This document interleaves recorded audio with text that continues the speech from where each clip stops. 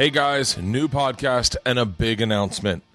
I am very proud to bring to you a new shirt at BertBertBert.com. That's right. I've been working on this shirt, ever since I started telling this story, and it has finally arrived. It is something I'm happy with. I think you're going to absolutely love. Leanne, do you want to do the announcement? It's pretty awesome. I don't know. I think you should. You deserve it. It is regarding my bear fighting marshmallow story. The time I fought a bear, and our safe word was marshmallow. And I don't want to tell you what to look for. Go to BertBertBert.com and check out the new shirt. It's hidden. Leanne couldn't figure it out, and that made me even more excited. So shoot me like a line on Twitter or on Facebook, or you can email me at bert@bertbertbert.com and tell me what you think. But it's pretty cool. It's like the Da Vinci Code, kind of. It's really awesome. Buy a shirt. It's a badass shirt in two colors. I'll be bringing them on the road with me, but get one now at bert@bertbert.com. It just went live today. Yep, they ship out like Friday, so it's a couple days before they ship. Another announcement that I probably shouldn't share with me because we should do a call to action and there should be a meme about it, but I'll just say it right now and plant the seed. I am shooting an hour special April 1st in Irvine for Showtime. So if you want to come to that show, get your tickets now. I think they went on sale the other day, but we haven't done like a call to action where I'll announce it on Twitter. But that's just a little secret. That's a secret between me and you. Now you know. Tour dates, I'm in Sioux City tomorrow. If you're going to be there, I'll be in Sioux City, in Omaha that weekend, Vancouver on Monday, Bellevue, Washington the weekend following that, and then Call in Sick to Work show March 17th, followed by the Long Road Distillery in Grand Rapids. And that's all. Just go to BertBertBert.com. You can find all my tour dates, and you can get the new Bear Marshmallow shirt. Go get that shirt. Go get that shirt. And if you get it, once again, tweet me about it. Make sure I follow you. If I already follow you, I'll direct message or retweet you or quote tweet you or @message you. It's a great shirt. It's a fantastic shirt. I'm really excited. I'm really excited about this shirt. And it took me a long time to get this shirt to a place where I was this happy. You did a nice job. Thank you very much. Oh, and I got to say thank you to Katie Carpenter, who designed the shirt. She worked with me in San Antonio for Bert the Conqueror, and I saw her doodle something on a card that she gave me, and I said, "You're a really great artist. Could you draw something if I gave you the idea?" And she was like, "I could," and she did. And this is a badass fucking shirt. I think you guys are going to love it. Go get it. BertBertBert.com. What else? Anybody else you need to thank for the shirt? I mean, anybody else? Leanne, my wife, for getting all the color patterns and the swatches and the placing the order and placing the order and picking up the order. You mean actually facilitating your dream idea? Actually, you're a dream weaver. Thank you, Leanne. You're welcome. What else, Leanne? What else? Well, I would like to say that this episode today is brought to you by Squarespace. Start building your website today at squarespace.com, especially if you have a t-shirt you want to sell. You could probably sell it through squarespace.com, right? Yeah. Yeah. So if you sign up or when you sign up at squarespace.com, enter the offer code BERTCAST at checkout and you'll get 10% off. Squarespace, build it beautiful. Awesome. Thank you, Squarespace, and thank you, Leanne, for the shirt. Thank you, Katie, for the shirt. Go to BertBertBert.com. Check my tour dates. Today's guest, you already know who it is. That's why you're here. He is a major podcaster himself. He is a stand-up comedian. He had a late-night talk show on TBS that was right before or after Conan. I forget, but I watched a lot of them, and it was a fantastic show. He also has a new TV show coming out on HBO called Kreischer. This is a monster of an interview. I got to be honest with you. I don't know what, I think it's his personality, but we went back and forth, sometimes confrontational, but never nasty or mean because we both love each other. And the podcast was so good that he said, do you mind if I release that on my podcast as well? So it's a swapcast. So you can find it on his podcast. You Made It Weird, but I love this guy. He is fantastic. He is interesting. He is deep as shit, and he talks and makes me listen. So you will love this episode. Ladies and gentlemen, Pete Holmes. This is It was, grab that mic. Sure. It was DIY Network. DIY Network? Yeah. They did Mancave's, the TV show. Oh, they Mancave's. did yours. Yeah. That's really funny. That I didn't know there was actually a story to it. Oh, yeah. Oh, It's a little bit too nice for a man, like a single man. I know you're not single, but like for Right. one lonely man. I know you're not It's too lonely, nice. but Well, one lone man. No, what you meant to say was you walked through my house and you're like, wait, these don't match. This No. looks expensive, Isn't and it? the house looks like shit. So we got a dog. We have a dog now for a year, and we were just walking him today. And I was like saying to Valerie, my girlfriend, I was like, the dog has helped me learn a little bit how to like appreciate chaos. You know what I'm saying? It's like a chaos starter course. And your house is this. I mean this sincerely. I don't think anything negative. I don't talk out of the side of my mouth, you son of a bitch. I mean this. It's like a temple or like a monument to loving chaos. Like there's a good amount of mess. If your house, you know what I mean, we're immaculate. Fuck those houses. Yeah. Fuck those people.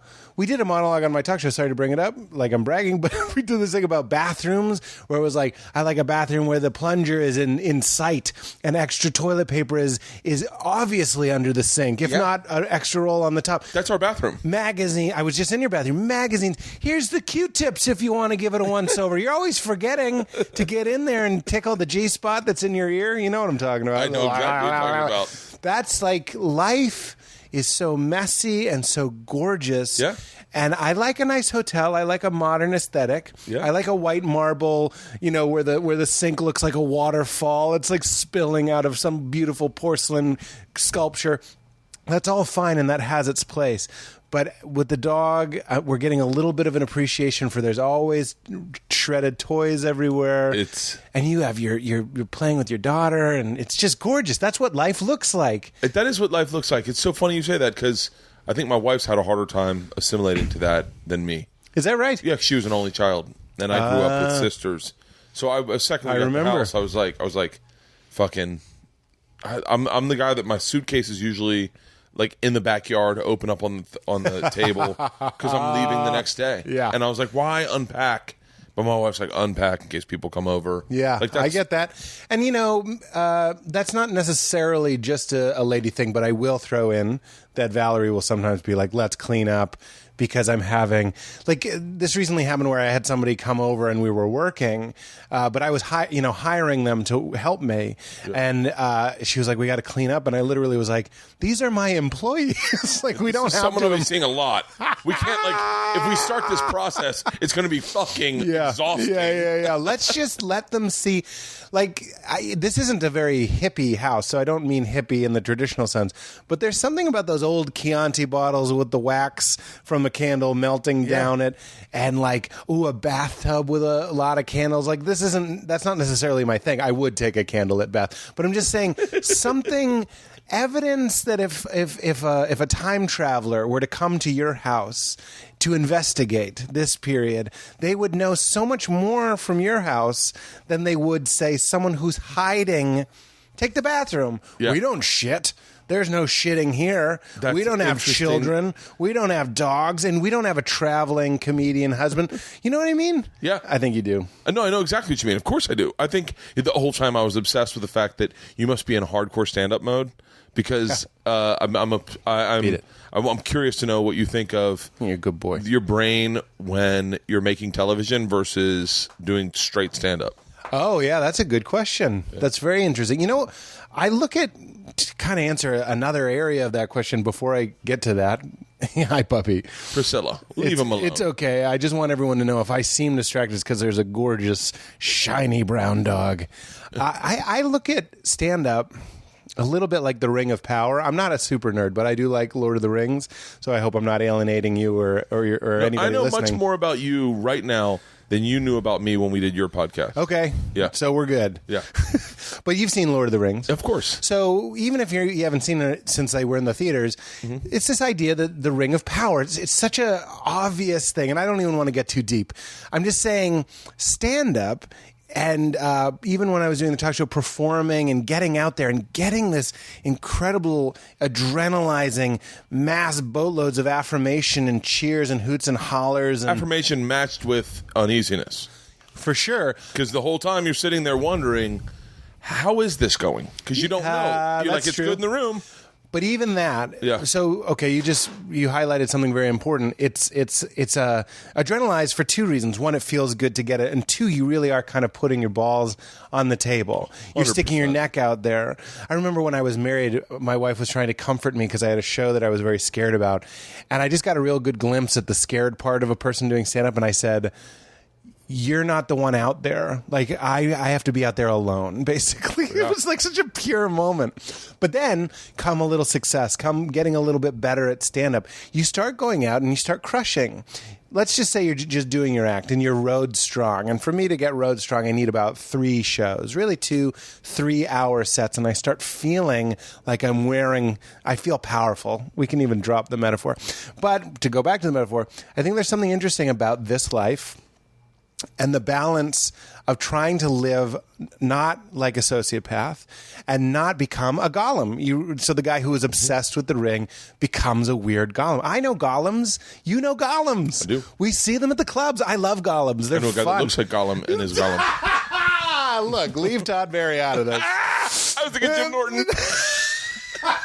Oh, I love both of those guys. They made a joke about Todd Berry looking like Gollum in some movie, so I feel like that's fair. I love Wanderlust. both of those guys, so I don't feel like any. please. I don't feel any. Yeah, keep going. You're keep in going. our hearts. That's just a joke.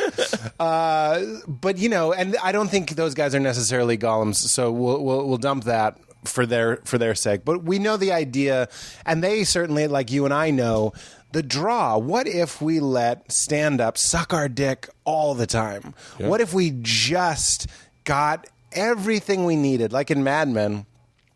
Roger Sterling says, when this job is good, it meets every need. And he's talking about and similarly, stand-up, when it's good, can start creating, it's like a Snickers bar, but you eat it, like they put a chemical in Doritos that actually makes your brain think you're eating protein, which is really fucking crazy. Isn't that weird? Yeah, isn't that wild? Wow. I love that. So similarly... Now I want Doritos. It's a good treat. Similarly, doing stand-up, you can start to think, what if I just ate candy all the time? What if and because there is some sustenance there is some truth-telling, there is some soul-searching. So you start thinking, okay, this is great. So what does that look like? I know I'm talking a lot, but I had coffee. No. I was about to. I can surmise what you're about to say in a.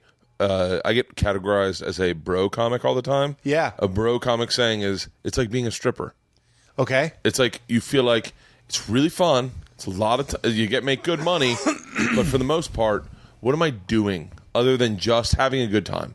I'm on the road. I'm making good money. I'm doing my act. That's interesting. That's the metaphor I've always associated with it. Is like it's great. However, I believe that there's a pleasure, and Rogan and I were talking about this the other night. There's a pleasure you get when your brain is firing hot, when you know how to write, you know how to talk, you can take a meeting, you can sit in a room. That's right. Yeah. That's what I'm talking about, road strong. So when we really start mainlining the crack of stand-up, and I mean that, not crack kills you, I'm talking about like just like a pretty clean, organic, So it's naturally very pleasurable. occurring.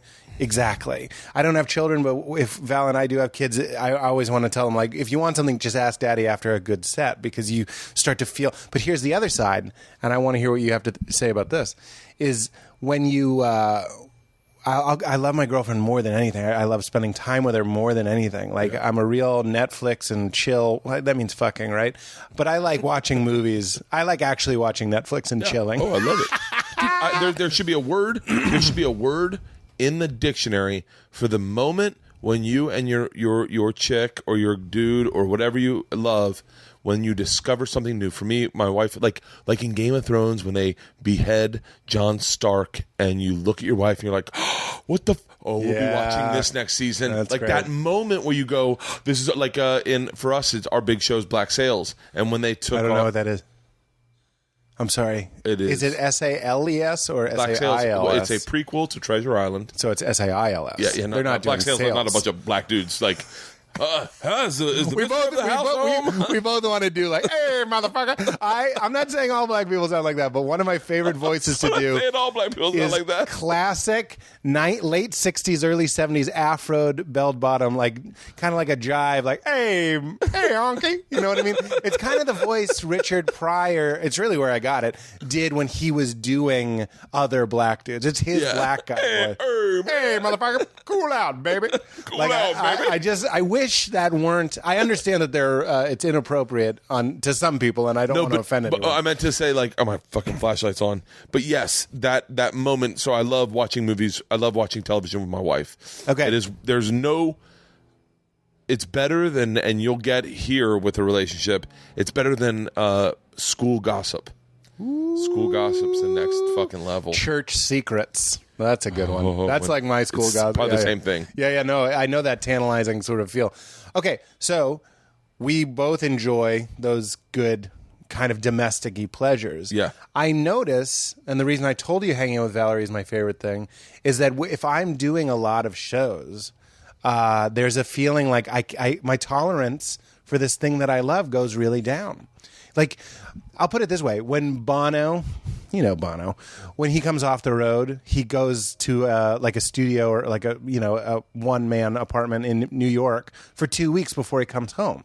After like a world tour. Really? Astronauts, after they come back from the moon or from some sort of isolating strange mission, they don't just let them go to Target the next day. They put them in an underground bunker and recalibrate them for human life. I'm not saying I'm Bono, and I'm certainly not an astronaut, but I do know the feeling of sitting across from my favorite person, but I've been fucking with the ring of power too much. This is why people go nuts. This is why you're Miley Cyrus, or I don't even know who the current example. Mine would still be like a Britney Spears or something. We see what happens when we start believing the blowjob. You know what I'm saying? Fucking Tempe, Arizona sucked my dick.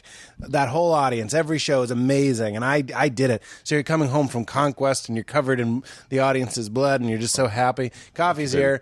The term in our house is called reentry. Reentry. So you know of what I'm talking. Hey, Leanna, can you explain reentry real quick? It's the probably 24 to 36 hour period after Bert gets home where everyone becomes completely unraveled, including me sometimes. Because he's too much of a little tornado guy from the... Well, I think maybe somewhat, but another piece of it is, the three of us, the three girls, have like a rhythm and a routine, and then Dad comes home and it's totally disrupted. Yeah. Partly for good reason, because Dad's here, and then we're going to do stuff a little different. But everybody just kind of comes undone a little bit. I get it. We were talking about... Oh, I'm okay. We were talking about how they don't let astronauts just go straight home and go to Target. Isn't that fun? And they keep them underground. It's like literally as reacclimating to the Earth you can get is underground. Wow. Yeah, crazy. I know. Yeah. We should build a bunker out here. This is. I think we're in that bunker. Yeah, there's a lot of times I've coming back from like Asia or somewhere far and have been kind of sequestered out here for the night because my hours aren't right yet, and I just don't want to bother the house, and I'm up at like 4 a.m. Like there's something kind of lovely about respecting that. We're talking about stand-up inflates your ego, so it allows. But that's our business, is selling our ego. I like to say I've built a thing called Pete Holmes, and then I tell people he will show up at this time and he will be him for this long, and then he will go home. You know what I mean? So we're selling our egos, and that's fine. I think it's a little bit different from a stripper, but we can talk about that later. But then coming back, you need to kind of obviously reacclimate to this sort of real life and kind of who you really are, I guess, because you're not your persona, really. Yeah, that's just an aspect of who you are. That's the problem with me. Is you are your guy? A little bit. A little bit. I've turned motherfucker. I've turned the fence into just a property line. Like where there should be a definitive 6-foot fence, it's now just been torn down, and there's a property line where you can tell the grass changes shades. Yeah, you don't know what fence, where Bert is, and where the machine is. Yeah, wow. Well, okay. Yeah, I saw the bottle of Tito's on your right next to the children's toys. we had no judgment. I was praising the whole. No, you listen to the beginning, you'll hear how much I love it. You can leave. You don't have to hang out. Thank you. It's our friend. You can leave. It's our friend Lynn. You dismissed her. Well, she was sitting here, and I was like, no, I thought it was lovely. That's the shorthand you see after how many years? 13. 13? Yeah. I can't believe you weren't just like, get out of here, honky bitch. But she was just like, bitch, hit the bricks, bitch. No, that's more of a modern black guy. He wouldn't say bitch. It'd be like, I think that's hey, where my vernacular strays into like modern black dude. Yeah. Even though I'm older than modern black dude. You predate modern black dude. Yeah. Oh yeah. Sorry. I remember Black Dude before Jive Talk. Yeah. Jive was a good time. Like I remember just when like a black family moved in the neighborhood, and you guys just hung out, and they were like, and your parents were progressive, and like, hey, meet the Colvins. Really? Oh, of course, and oh yeah, and I grew up in the South.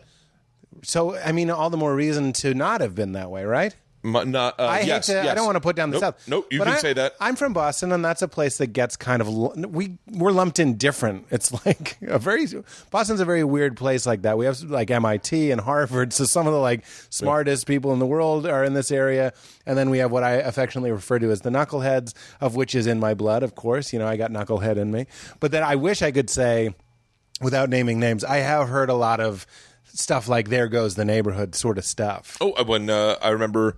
I hate it too, by the way. I don't think I have to say that I hate that. You don't have to say it. I think that goes without saying. However, there was a lot of talk in our neighborhood about the black family, but not from my parents. And I'm not saying not from. I was too young to say anything. Yeah. I'm not saying I was noble in this, but my parents were just very much about not seeing it as different. It's just the clothes you're wearing, man. It just is. That's what I think. What's so interesting about like Caitlyn Jenner and stuff is people experimenting with identity, and me separating myself from my ego, as I did saying my ego.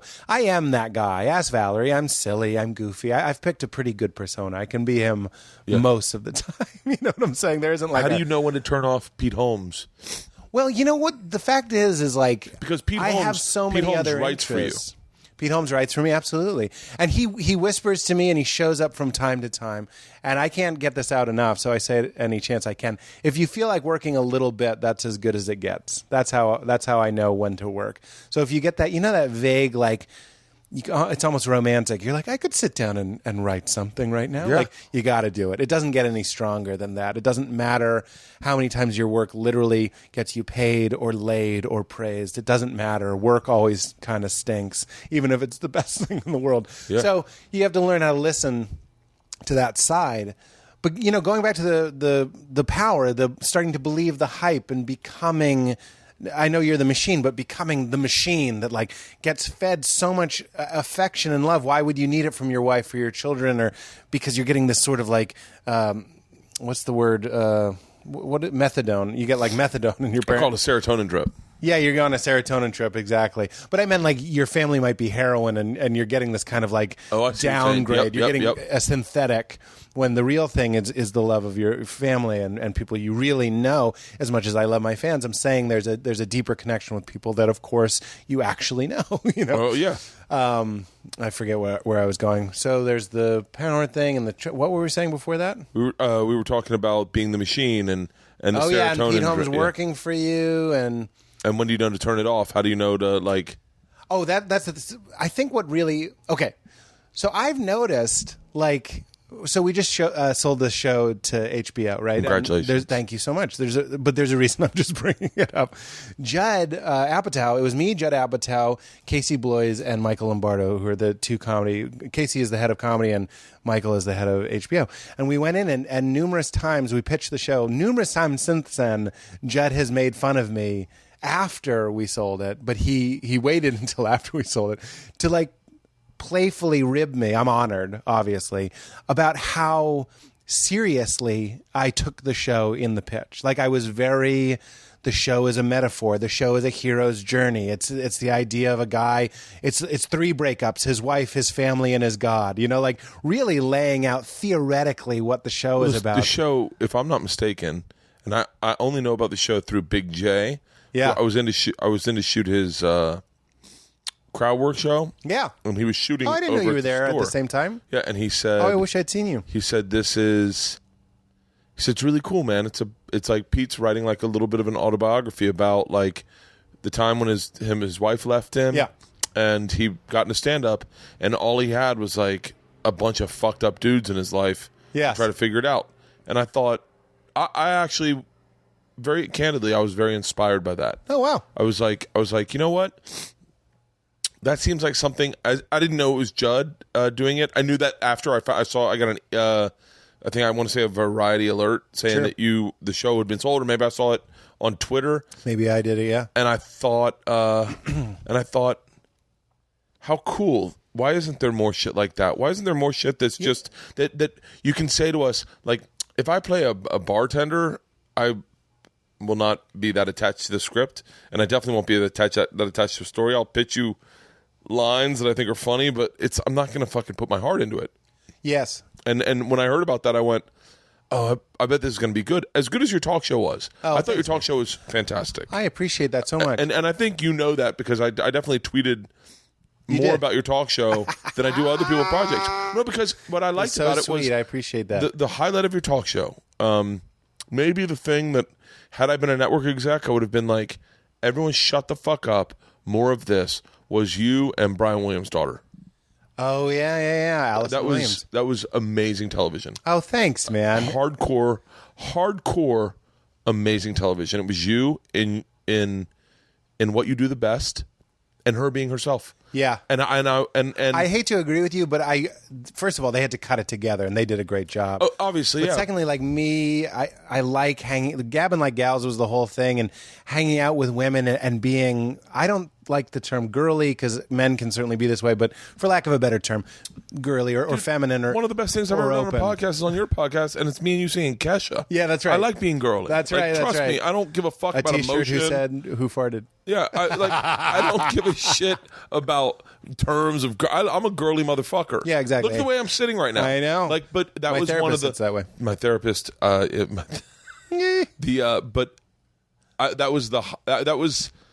That is the point in the show when someone with brain should have stopped and said, "Okay, this show is that." It's his monologues. Your monologues were very Ellen-esque in that you were delivering original content every day. Thank you. I would have dialed back. Personally, I love every comic you had on. I would have cut half of them out. Really? 100%. Like what? In what way were they on? I forget. Stand-ups? Stand-ups. You had stand-ups come and sit and do an interview. I would have gotten rid of that. But that's just me. But that's just me because I never liked stand-ups. I like stand-ups like this. I don't like stand-ups. Man, we have a propensity to go for the joke or be funny, and me and you have something that's me, you, and Todd Glass have something very similar, where it's like we're the fun target to guys. Like, we don't get our feelings hurt. We take a good joke. But like in watching your show, I didn't like the way the stand-ups interacted with you. Huh. It bothered me. Oh, were they too mean or something? No, it was like the thing I love about you. Like I do the same fucking thing. I'm not critiquing. Please. But like I just would be like, I'd be like, guys, it's fucking Pete. He's our. This is me watching it. He's our friend. Like, fucking tell everyone how great he is. Like, let's not make fun of him. Tell everyone that he's really like one of the most talented stand-ups we know. Like, because America doesn't fucking know. But when I saw, no, but I'm seeing it. Like, I'm watching this going like, that was such a great feeling because I was like, oh, I hope Bert doesn't, butter my bread too much and make people hate me. No, and then you go, America doesn't know. No, America doesn't know how good you are. They really don't. They really don't know how good you are. Sweet. And so the whole time I watched your show, I was like, oh, half the stand-ups were amazing. Like Bill Burr, amazing. Yeah. Like, I'm forgetting now all the guys you had on. Half of them were amazing. Mm-hmm. But in my opinion, where that show should have gone is more of that Allison Williams thing. Man, that was. I agree. That's interesting. Such good television. You know, and it's your podcast. It's you on your podcast. Yeah, I like the daytime vibe. It's funny. We're in a nighttime thing. Let me talk about the daytime thing. I did want to say the reason I told you about the lofty pitch was because I have so many other interests, and that's how I keep Pete in his place. That was my answer to your question. How do you turn Pete off? It's by having other interests that I'm equally passionate about. When I started, like I like talking about the meaning of life and philosophy and that sort of stuff. Obviously, yes. That's probably. I never would have said anything was a tie with comedy when I was starting, but we've been doing it. I've been doing it 15 years or more. You've not been doing it 15 years. I started in 2000. Are you serious? So I've been doing it 16 years. Are you serious? Yeah. How old are you? Is that too long? No. I want to say that the paradigm. I started really making a go for it in 2004. Because 2001 to 2004, I was in Chicago. So you're performing that makes a couple more sense. times a week, and then you're doing weekends. And then I moved to New York, and that's where I performed. When you moved to New York is when I consider, in my head, of you starting. Okay, 2004 then. Yeah, right. So that would be 11 years. I'm definitely not. I'm being an aggressive interviewer. But the reason I say that is that I know that you barked at the door at the Boston Comedy Club and I barked at the door of the Boston Comedy Club. Oh, no way. I forgot that's- that. You must have said that on my podcast. I must have forgotten. It is the only reason you barked at the door at Boston is because I did. Why is that? I created the job. Really? 100%. Oh, my God. It didn't exist. It did great. not exist. There was a guy named Louis Schaefer. If you turn around, you'll see the Boston Comedy Club flyer that I'm sure you handed out something similar to that at the time. There's Jim Norton. Yeah. And so I would, I went to the club when I was my 26th birthday, and I said I wanted to be a stand-up. And there was no such thing as, like, barking, per se. It was Louis Schaefer would stand out front and be like, he was the host. Do you want to see a comedy show? Do you want to see a comedy show? Yeah. And I through the perils of humility, I ended up becoming a barker. Judah, Ben Bailey, and Jordan Rubin sat me down one night and said, "This is not the way to do it. This is not how you do it. This Really? is the biggest mistake of your life. Comics only respect comics. They don't respect a guy that works the door. That's something you do at Hamburger Harry's. You don't do that here. Wow. This is the Village." And I remember saying, That's weird because when I was doing it, like heroes of mine would come by and tell me, "Oh, I used to bark here too." name one. Dimitri Martin said he used to bark. That's a here. lie. Really? 100% that's a lie. 100% that's a lie. Why couldn't that have happened after you were there? I'll tell you. I'll tell you 100%. I am telling you right now, Dimitri Martin. Anyone want to say this to Dimitri Martin? That is 100% of a lie. Oh, I thought I'll tell you why. Dimitri and I started. No, Dimitri and I started on the same day. Oh, wow. On the very same day, we did an open mic at David J's Comedy Club, or David J's open mic at the Boston Comedy Club. Dimitri took off, literally took off, was doing spots in the city within 6 months. So he didn't bark. You know, I might be misquoting him. I'm not trying to just no, you don't know. No, put water on the situation. He came by and said, "I used to play here," or he used to play there. something.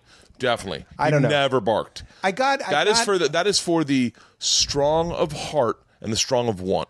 Not to say that Dimitri is not either. Yeah. However, that is not Dimitri Martin. Well, it is. It's a funny thing, and this is something we're going to explore. If I can't really say anything definitively about the show. I have my ideas. You know what I'm saying? Oh no! I don't mean to take away like whatever creatively you do for your show. I don't mean to like do a revisionist history at all. No. None of this is on the show. Okay. I want to explore the world of barking on the show. Oh, and if I'm only saying that with reservation because what I want to do, I collaborate with Judd. He might be like, "That's stupid." I don't think he'll say that's stupid. Do whatever you want to do. But so anyway, no, I wasn't running that by you. No, I know. I'm not. I know you don't. I know you weren't. Bert, I was just telling you that this is an interesting world. I agree with you that it's literally the materialization of your will, of your drive. You're like, I want to be a stand-up. Hard. It's like, go stand outside for 6 hours in the cold. And the reason I'm so passionate about it, I used to listen to Chevelle because the songs were like 7 minutes long. Yeah. So I knew if I listened to like 6 Chevelle songs, it had been about an hour. Dude, I used to count songs. I didn't look at my watch. How much money did you make? I didn't make any money. $25 a night. Really? Yep. That's $25 more bucks a night than I would make. $25 a night. I had to get there at like 7. And so you really made it as a job. Dude, I'm telling you when I say this, and this I have an attachment to this, because one of your kin in that period came up and pulled me aside when I came back. So my story very quickly was I went to this guy, Louis Schaefer. He said, if you can bring in so many people at the end of the night, I'll let you go on before Godfrey. And Godfrey closed the shows out. Every night? Every night. He didn't do that when you were there? Godfrey almost never came by. Oh God! That's why I said. That's why when you go. Although I was there one night when Godfrey got off stage and literally said, "Follow that" to the barker who was next. Are you serious? I like. So Godfrey. This became like a cottage industry of barkers. I like Godfrey. I love Godfrey. I really do. And I know that feeling. Talk about Ring of Power. You get off stage and you just annihilated for 15 people on a fucked up night, and you destroyed. He probably would have said it to anybody. He wasn't like throwing any gauntlet down. But, you speak from your ego. Things like follow that come out. You do speak from your ego. Trying to destroy my ego. No, we can talk about that, but go ahead. So anyway, so I started barking. Everyone said it was a horrible idea. Everyone pulled me aside. Bobby Kelly, Patrice, Jim Norton. Jim Norton didn't say anything. He didn't really give a fuck. He was back when he was smoking. Everyone did. And Will Smith's people came in, discovered me. Will Smith's? People. Yeah, like the guy, his television company. Tell the truth. He came in and gave me like a 6-figure deal, barking. And Wait, you were bargaining, they saw you and they gave you a deal? a deal. I didn't know this. Yeah. That's why I'm so. I want to interrupt you. I love it. You're going to be the grandfather with his scotch or vodka or whatever you're talking. You have no You are fucking going to idea. love. I'm watching you already love, as Fucking you should. I love it. You love your war stories. I love them. For anybody listening to this podcast while they're barking or while they're driving to some shitty gig or driving home from a shitty gig where you bombed every show and the booker at Penguins in Iowa City told you, maybe we'll have you back. Are you talking about yeah, Steve? I don't remember his name because he didn't look me in the face. It's Steve. He wouldn't look me in the face. But if you're driving back, tearing up, listening to music because you want something Jeff so Johnson. badly. Jeff Johnson. It's Jeff Johnson. Is that the guy? Booker and I, we Is have that his all the name? clubs, yeah. Just remember that you're going to wish you had more of them. That's the crazy I thing. call them my salad days. I love them. The pain you go through. You've never been hungrier? We're sitting in a fucking what's that called? Reclaimed wood paneled man cave with a couch the color of a Cuban cigar. And it's leather and everything's delightful. But when things were hard, after they just get a little bit better, once you're just kind of over the first little hump, you immediately, and you're a young man, immediately turn into grandfathers. I do too. Get I me love it. drinking and talking about my barking days.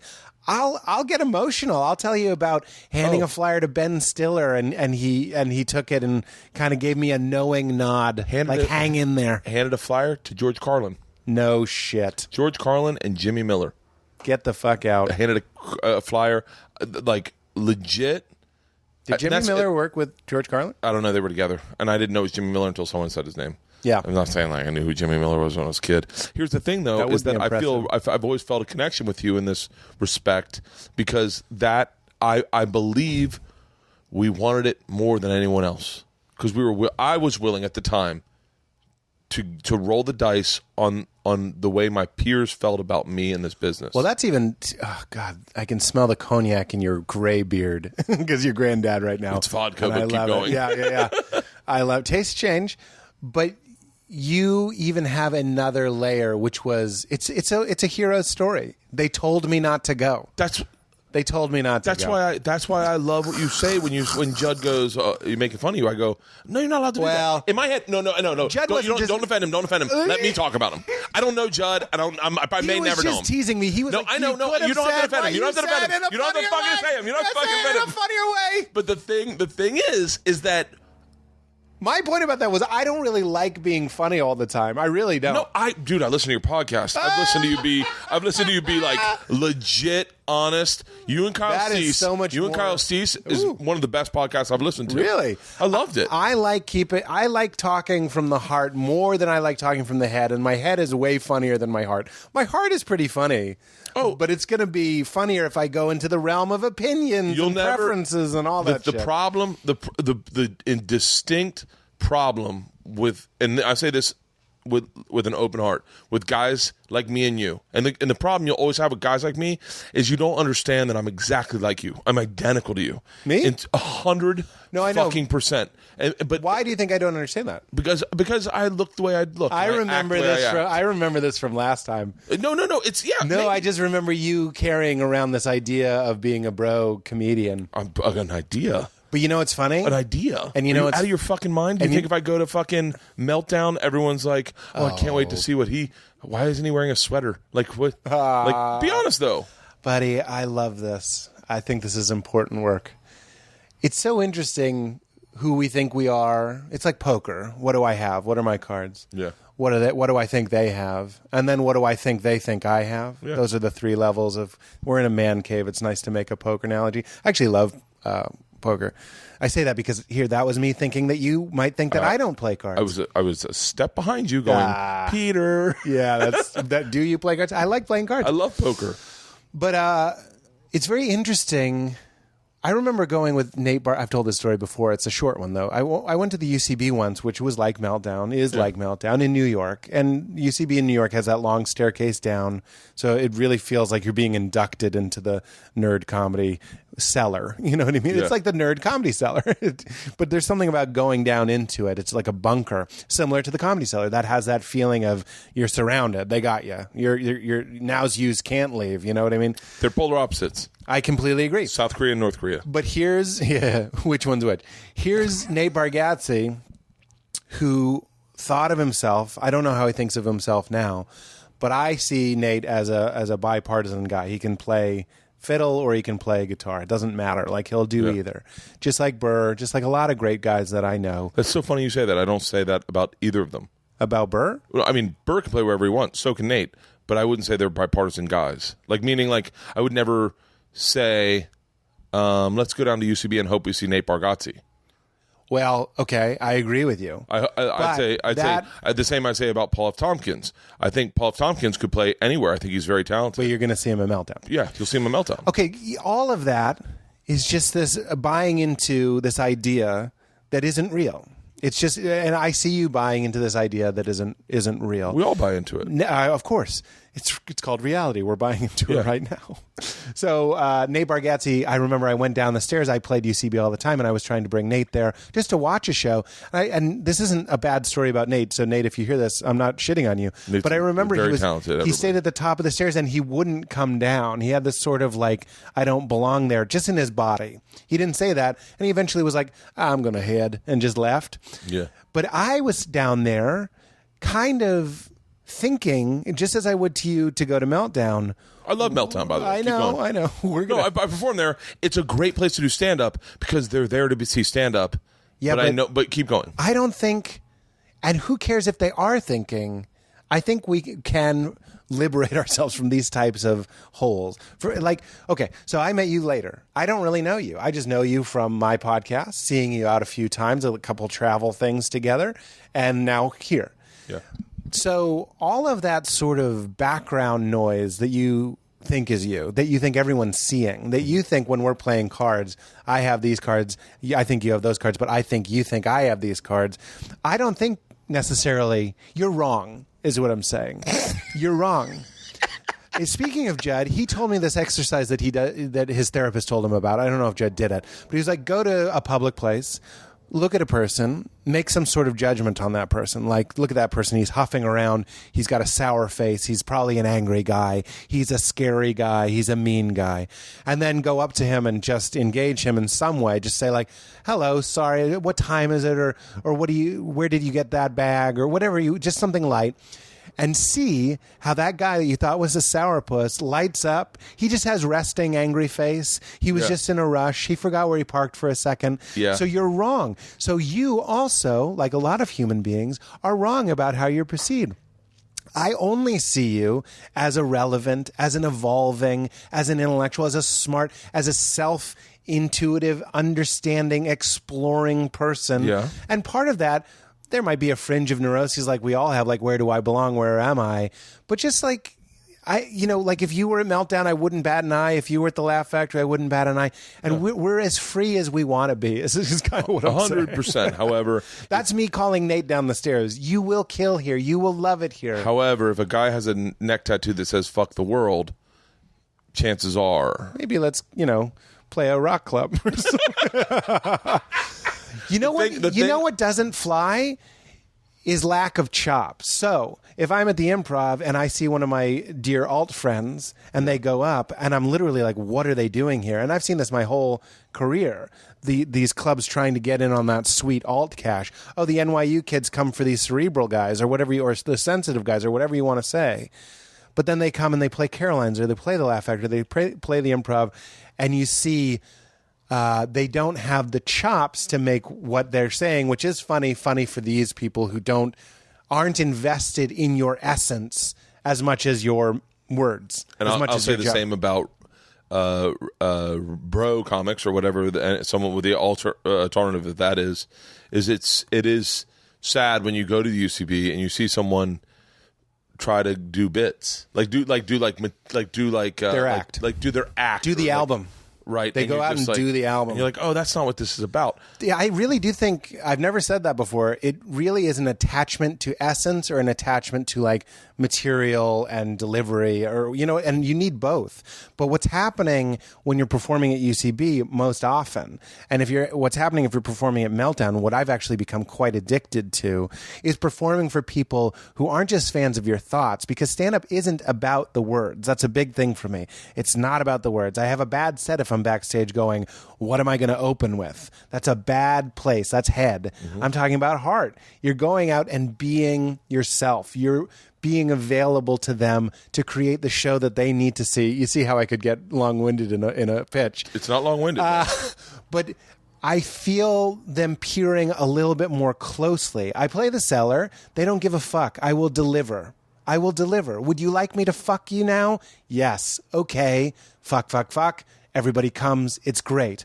Or give me Meltdown, where everyone knows me, where I was there 3 weeks ago, or whatever it is. They're aware of the podcast. They know my soul. They know who I am. I can make them laugh with something just true, just something relevant to that moment. They'll laugh at my presence, at me being there with them. That's why crowd work is so much funnier than it actually is. That's why improv doesn't work on television. There's no live tension, all that sort of stuff. So I'm addicted to the essence fans, the guys and the girls that come out because they love you and who you are and where you're from, and they know that. Yeah. That's a very different type of stand-up than going to the weight room, which is going to the Laugh Factory. Nobody gives a shit. If I go to the Laugh Factory, I can tell maybe 10 people out of the 200 know who I am because they woo a little bit louder or whatever. That's a very small number.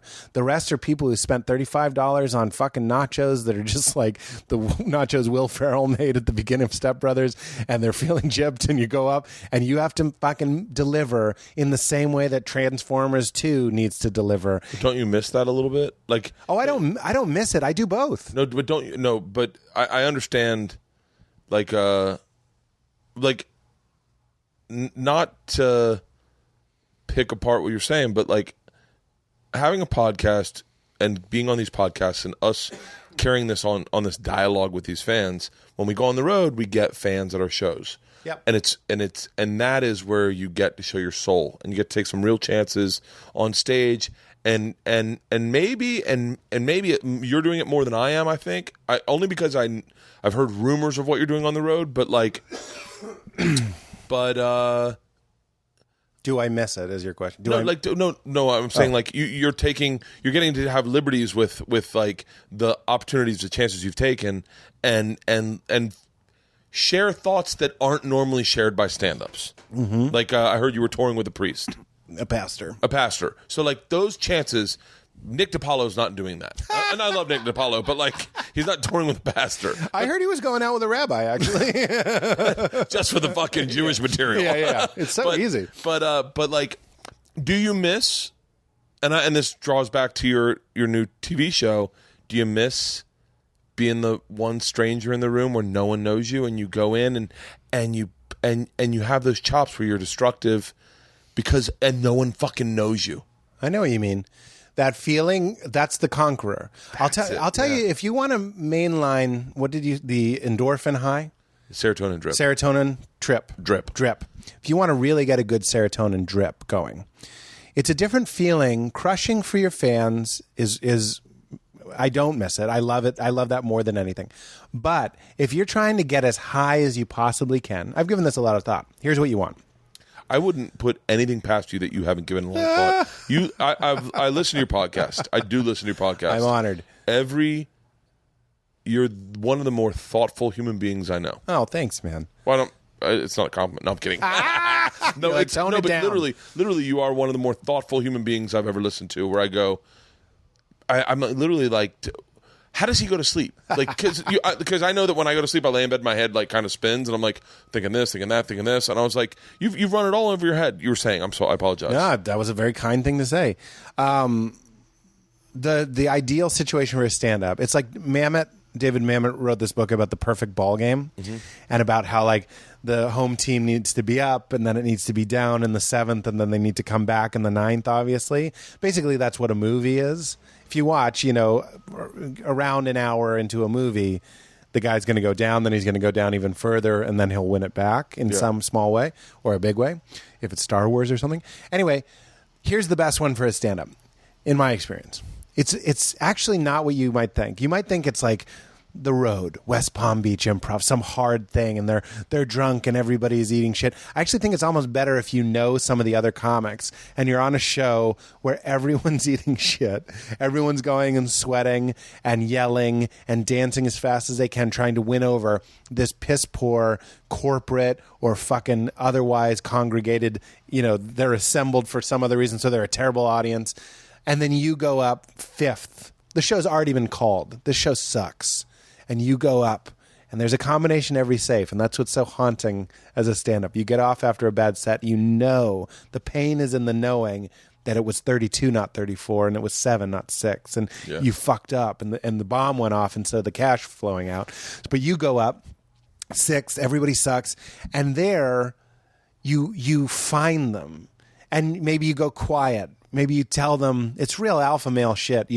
You're like, everyone's yelling at you, I'm going to go quiet. Or everyone's going quiet, I'm going to yell at you. But you find them and you grab these stupid motherfuckers and you whip them from a group of Ted and Barbara and there's Bill from accounting. And you whip them from individuals into an audience. And you merge with that audience and become a show. So you're not even there. You're just kind of, the show is passing through all of you. Yeah. And you crush. And from then on, the show is great.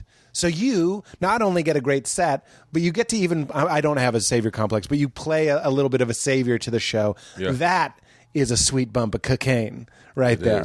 That is great. And when they don't know you and they don't respect you and they don't laugh at you because they maybe saw you on TV, that's some sweet shit. That's going out into the jungle, face paint, the whole thing, loincloth, spear you made, and you fucking tackle a cougar or whatever, and you bring back its balls. That's an amazing feeling. It is. It's not exactly what I want all the time, though. I want that to be some of my experience. Every once in a while, I'll have a show. I just did a fundraiser with Rob Corddry and the Sklar brothers and these guys, and it was a fundraiser for a school. And it wasn't terrible. It was actually quite good. But you realize you have to have some reserves. You have to have some skill. And you go, oh, yeah. Just like the old retired warrior. You go like, oh, yeah, I used to behead horses. You know what I mean? With one swipe. Yeah. And then there's what I'm doing now, which includes a playful amount of I can crush you motherfuckers, even though they're all bearing their necks from the word go. They're wanting you to kill them. It's an interesting analogy, bearing their necks from the word go. That's a really great analogy. As opposed to resisting you. No, it's just murder me. Yeah, that's a they really want great you to be great. But I wouldn't trade it for anything. When I tape my next hour, it's just going to be jokes and goodness. You know what I mean? It's just going to be bits and home run derby. I'm going to try and crush every bit. Where's your stand-up going? See, I don't know. Sometimes I dabble with the idea. I like the idea of infusing nutrition into your stand-up. And that's what Carlin did. Really? I think so, for sure. Carlin was setting people free. You don't think so? I don't know. You got to remember, man, I will say, you can say whatever you want to say about me in that, no, Bert, you don't, but like, I'm a pretty regular fucking dude. I like to laugh. I like to laugh. That's first and foremost. If you get me to laugh, great. Yeah. A lot of times the message is lost on me.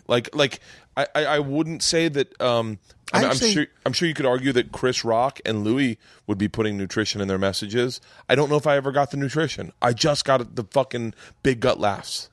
Great. What's more honest than a laugh, though? Right. If you want to know who somebody is, the last person you can really trust is them. That's not true for everybody. For a lot of people, there are a lot of walls up. But I've likened getting someone to laugh. It's kind of like banging them with that little rubber mallet at the doctor, because it's literally a reflex. Your intellect is part of it, but really it's coming from a deeper place. So if you really want to get to know someone, you want to find out if someone's a racist, tell a racist joke. You know what I mean? That's not the right way. I'm not saying you should literally do that. I've laughed. Like, you can catch me off guard and say something racist, and I'll laugh and I'll go, "Fuck!" Like someone said. I understand, but isn't that a little glimpse into like a truer, darker, weirder place? I'm not saying you should tell racist jokes. That's just an extreme example. So similarly, again, this is head-heart stuff. Head, I got the message. I left Carlin and I got it. Yeah. It's all a sham and the government's against us. Did you really? Or Bert laughing his ass off. Isn't that a better way for those seeds to take root? Aren't you, when we watch a movie, we can watch a movie, Ex Machina, or any of these, anything that's coming out, and you can then talk to somebody afterwards in a corduroy jacket with elbow patches, and they can tell you about the message and the metaphor of the movie, what's really being sold to you. And that person, just because they intellectually got it, isn't necessarily better, and it might not even be as good as the person who's deeply stirred by it in their heart. So there you are laughing, and there's the nutrition around it, but it's actually, you're becoming the thing. You're having certain aspects of your being reinforced and other aspects negated. It's sad that, as you say, Ex Machina, I wish he had used the butterfly effect as an example. That movie fucking stirred me. Really? Stirred me. And I was like, it literally stirred me, where I was like, I loved it, and then I came home and I couldn't stop thinking about it. That's great. And I was like, whoa. Now where's the difference between, and I say this because he's my friend, but I believe Kyle C. sometimes borderlines on more medicine than Yeah, that's not for me. That's not my cup of tea. I like Kyle. I love Kyle. That's not for me. That's not what I'm after, and that's not what I'm going to do. Right. I actually, I'm not that familiar with Kyle. I really am not. Are you serious? Yeah, I'm not. I've seen little snippets here and there. So then let me stop this right now. How do you prepare to interview someone on your podcast? I heard that Kyle, it's so silly, was... My whole career, I had heard that he was doing weird shit. You never knew him in the clubs? No, I had never met him. When we did the podcast, that's where we met. Dodged, like we were sliding doors in our careers. You and I? 100%. Because I feel like the guys I knew in the clubs, you didn't. Yeah. But I knew all the guys you knew in the clubs. I knew Jay. There's another question I have to ask you later about starting with Jay and Lewis and fucking Jamie Kilstein and that weird posse. Jamie and I barked together. Yeah, Jamie barked too. Yeah, I'm just a fucking. All I want is 15%. The of our zero. You can have your it. Zero. Of your You've zero. already received it. But there was a moment, by the way. So I've got to tell you this. I always thought it was you. I don't think it was you now, obviously. So I get done. What if it was me? That'd be fun. Would pray to God. It wasn't you. I know that because you would have remembered it. I get done. I get a deal. I move out to L.A. For like a year. I come back. Patrice and I are going to do a tour in Scotland, and I come back to like freshen up, and I'm doing the club, and I go up and there's four people barking up front, and I was like, shut the fuck up. And the second I walk up, they all know who I am. They're like, "Oh my God," because of the way I'd set up the paradigm. This definitely wasn't me. It definitely wasn't you. And because the way I set up the paradigm, it seemed like if you bark, you could get a deal because Barry owned the club, and Barry was a manager, and he was a big manager, and he had a knack for getting people's deals. And it was a way for Barry to see you because I had done that, Barry thought this is a great farm league to get good talent to bark. Barry never came by when the Barry Cats, who I it's so funny. I was going to say, I guess he has a reputation in the biz, so I was going to say, who I actually quite like. I like Barry. Yeah, I like Barry too. I was always waiting for him to be there. And so he never was.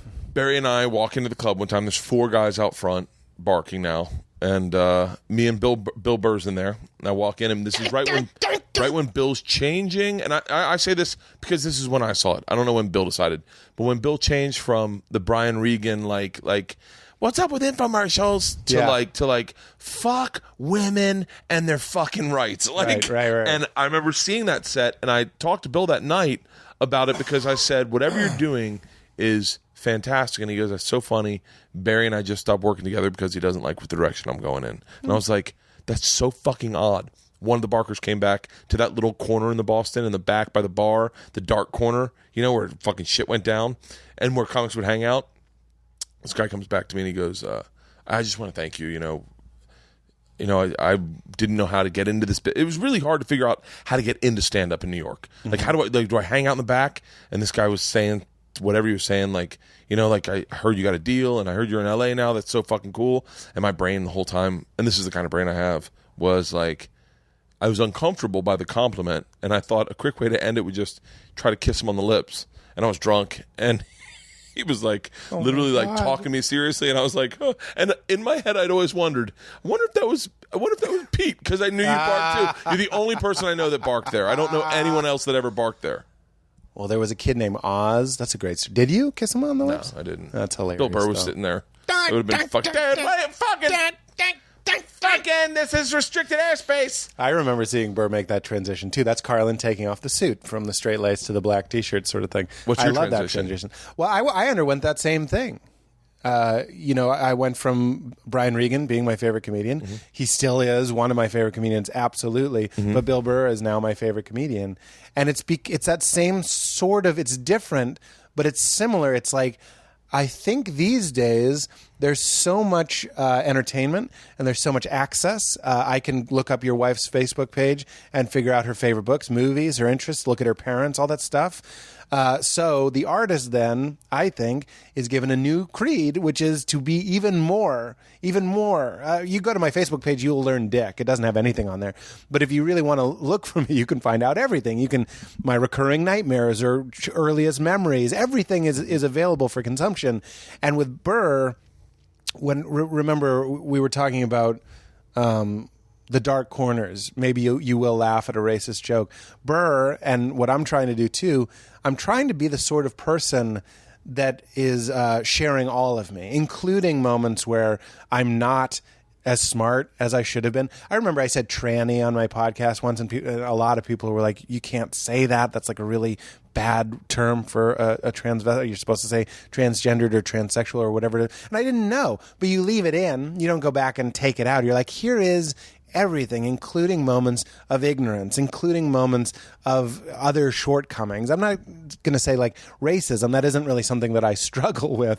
But what happened? Why am I laughing at that joke about bad Chinese drivers? What's going on? Let's shine a light in that corner. And what I see Burr doing, and what I see Mark Maron doing, and what I see Louis obviously doing is really pulling their skirt all the way up. You know what I mean?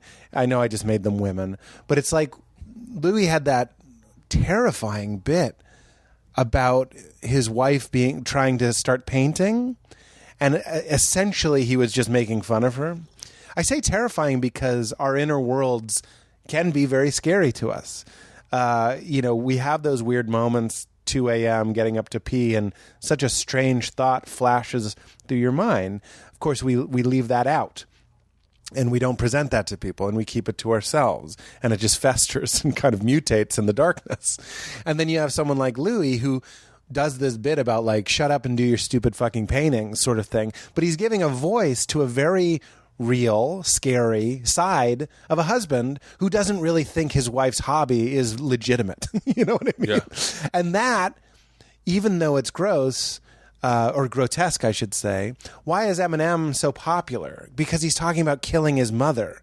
Can we get Dr. Freud on the phone? Can we get somebody to acknowledge that every generation is going to have these mouthpieces for, hey, I will give voice to our dark feelings, and I will be the symbol of that, and I'll be the whipping boy for that, and I'll be your catharsis. You can think that's an Eminem type thought, and you'll feel a little bit less alone, even in your own grossness, even in your own ugliness. Now, are you contrasting that with comics that talk? I wish I could say a name, but I can't. But like Todd Barry and Jim Norton, comics that are talking about stuff with less personal sustenance.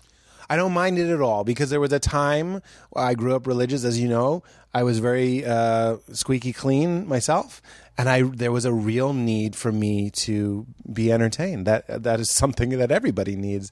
So I wanted something that didn't challenge my ethics. So watching Brian, who I still think these bits are great, and watching even Dane Cook, who wasn't that dirty. I really liked Dane. His first album in particular really spoke to me. And then Mitch Hedberg. These guys that their bits weren't... Patrice, who I now acknowledge as a great comedian... You didn't before? He scared the hell out of me. I bet he did. I would watch him talking about his girlfriend peeing on him, and I'd be like, we don't talk about that. We certainly don't do that. Oh, You know what I mean? I just assumed he was a bully to you. No, he wasn't a bully. He was actually pretty sweet to me. He is. He would break my balls. But again, war stories. Yeah. Salad days. Yeah. I look back at Patrice making fun of me. He called me a codependent motherfucker. And I literally, after that moment, started looking into what codependency was. And guess what? He was absolutely right. People were like, he had that ability to pick up on exactly what your weakness was. What a privilege. What a soothsayer. What a gift. You know what I mean? So I wish I could. I wish it was queued up. I have tape from when we were in Scotland, me and Patrice, and I have tape of his sets and tape of us hanging out. Wow. And I know it was. It really kind of. I don't know. It was a very weird place because I looked so young in it. And it just really kind of fucking shook me because Patrice, I'm assuming, treated me and you identical in that it was. I look back at it very fondly, but I'm certain there were times where he was like, "No, I really don't like you," but I always looked up to Patrice. I love the way he did stand up. I love the way he saw the world. I love the way he presented himself. I love that it was not what you thought it was, and then it was exactly what you thought it was. yes, that's right. How well put. He was one of my favorite people to watch work. But if you're talking to a kid who married the first girl he ever slept with, That's whoever you. got a blowjob from, when she went down on me, I've said this many times, it was our engagement blowjob. I knew we were going to get married because we had done this. And then you're on stage, and I remember he'd just like give instructions on how to make a girl squirt. That's not what I'm looking for. You know what I mean? Yeah. I understand now. I'm still not exactly in that camp, but I can watch it now. Patrice's What the Fuck episode is one of my favorite things in the world because he's up there. What the fuck episode? Marin? WTF? Oh my God. You caught me off guard. I was like, "What the fuck?" It stands for yeah. what? I know. You caught me off guard. That is so transcended. That is so transcended. The WTF. It's like people that call 911 911. Yeah. Don't say that. When It's you 9/11. say "what the fuck" to me, I went, "What? Yeah. Like what crappy show is that?" But WTF is transcended that. His episode, he talks about being an amazing fisherman and catching like a marlin. And then you pull the marlin up on the boat, and that's like getting a girlfriend. And then the marlin then expects the man to lose all of the attributes that attracted the marlin to the guy in the first place, meaning his proficiency at fishing. He was an amazing fisherman, so he attracted a marlin. And then the marlin says, "Stop fishing."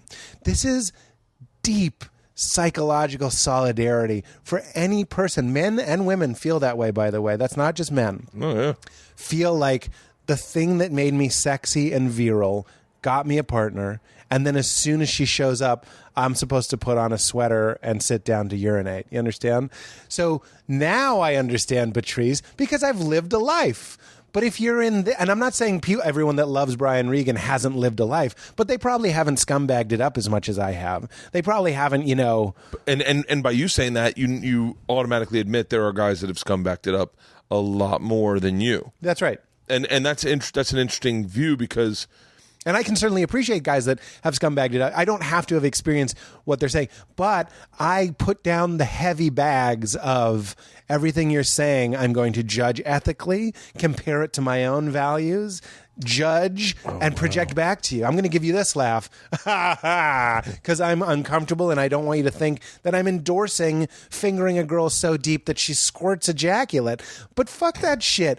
Relax. Listen to another person. Yeah. Dispassionately, yet compassionately listen to someone fucking else. Yeah. A big fat black guy from the projects who's been to jail, who's done all this fucking, you know what I mean? All this fucking. Who's done all this fucking. Relax. It's not you. It doesn't need to challenge your essence, but we're so protective going back to who we think we are. Well, if I laugh at this large black man, what am I?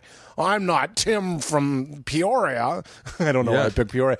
Fucking relax. It's okay. We don't have to be so fragile with what I don't have to be. I don't know what you need to do, but I was very fragile with what I would let in. I was afraid of the next thing being the thing that would corrupt me. Whereas now I can say on the other side of having been corrupted, been divorced, I've had a good whoring period, I've done drugs, I've drank, I've made mistakes, quote unquote. I don't think any of them are mistakes, by the way. Yeah.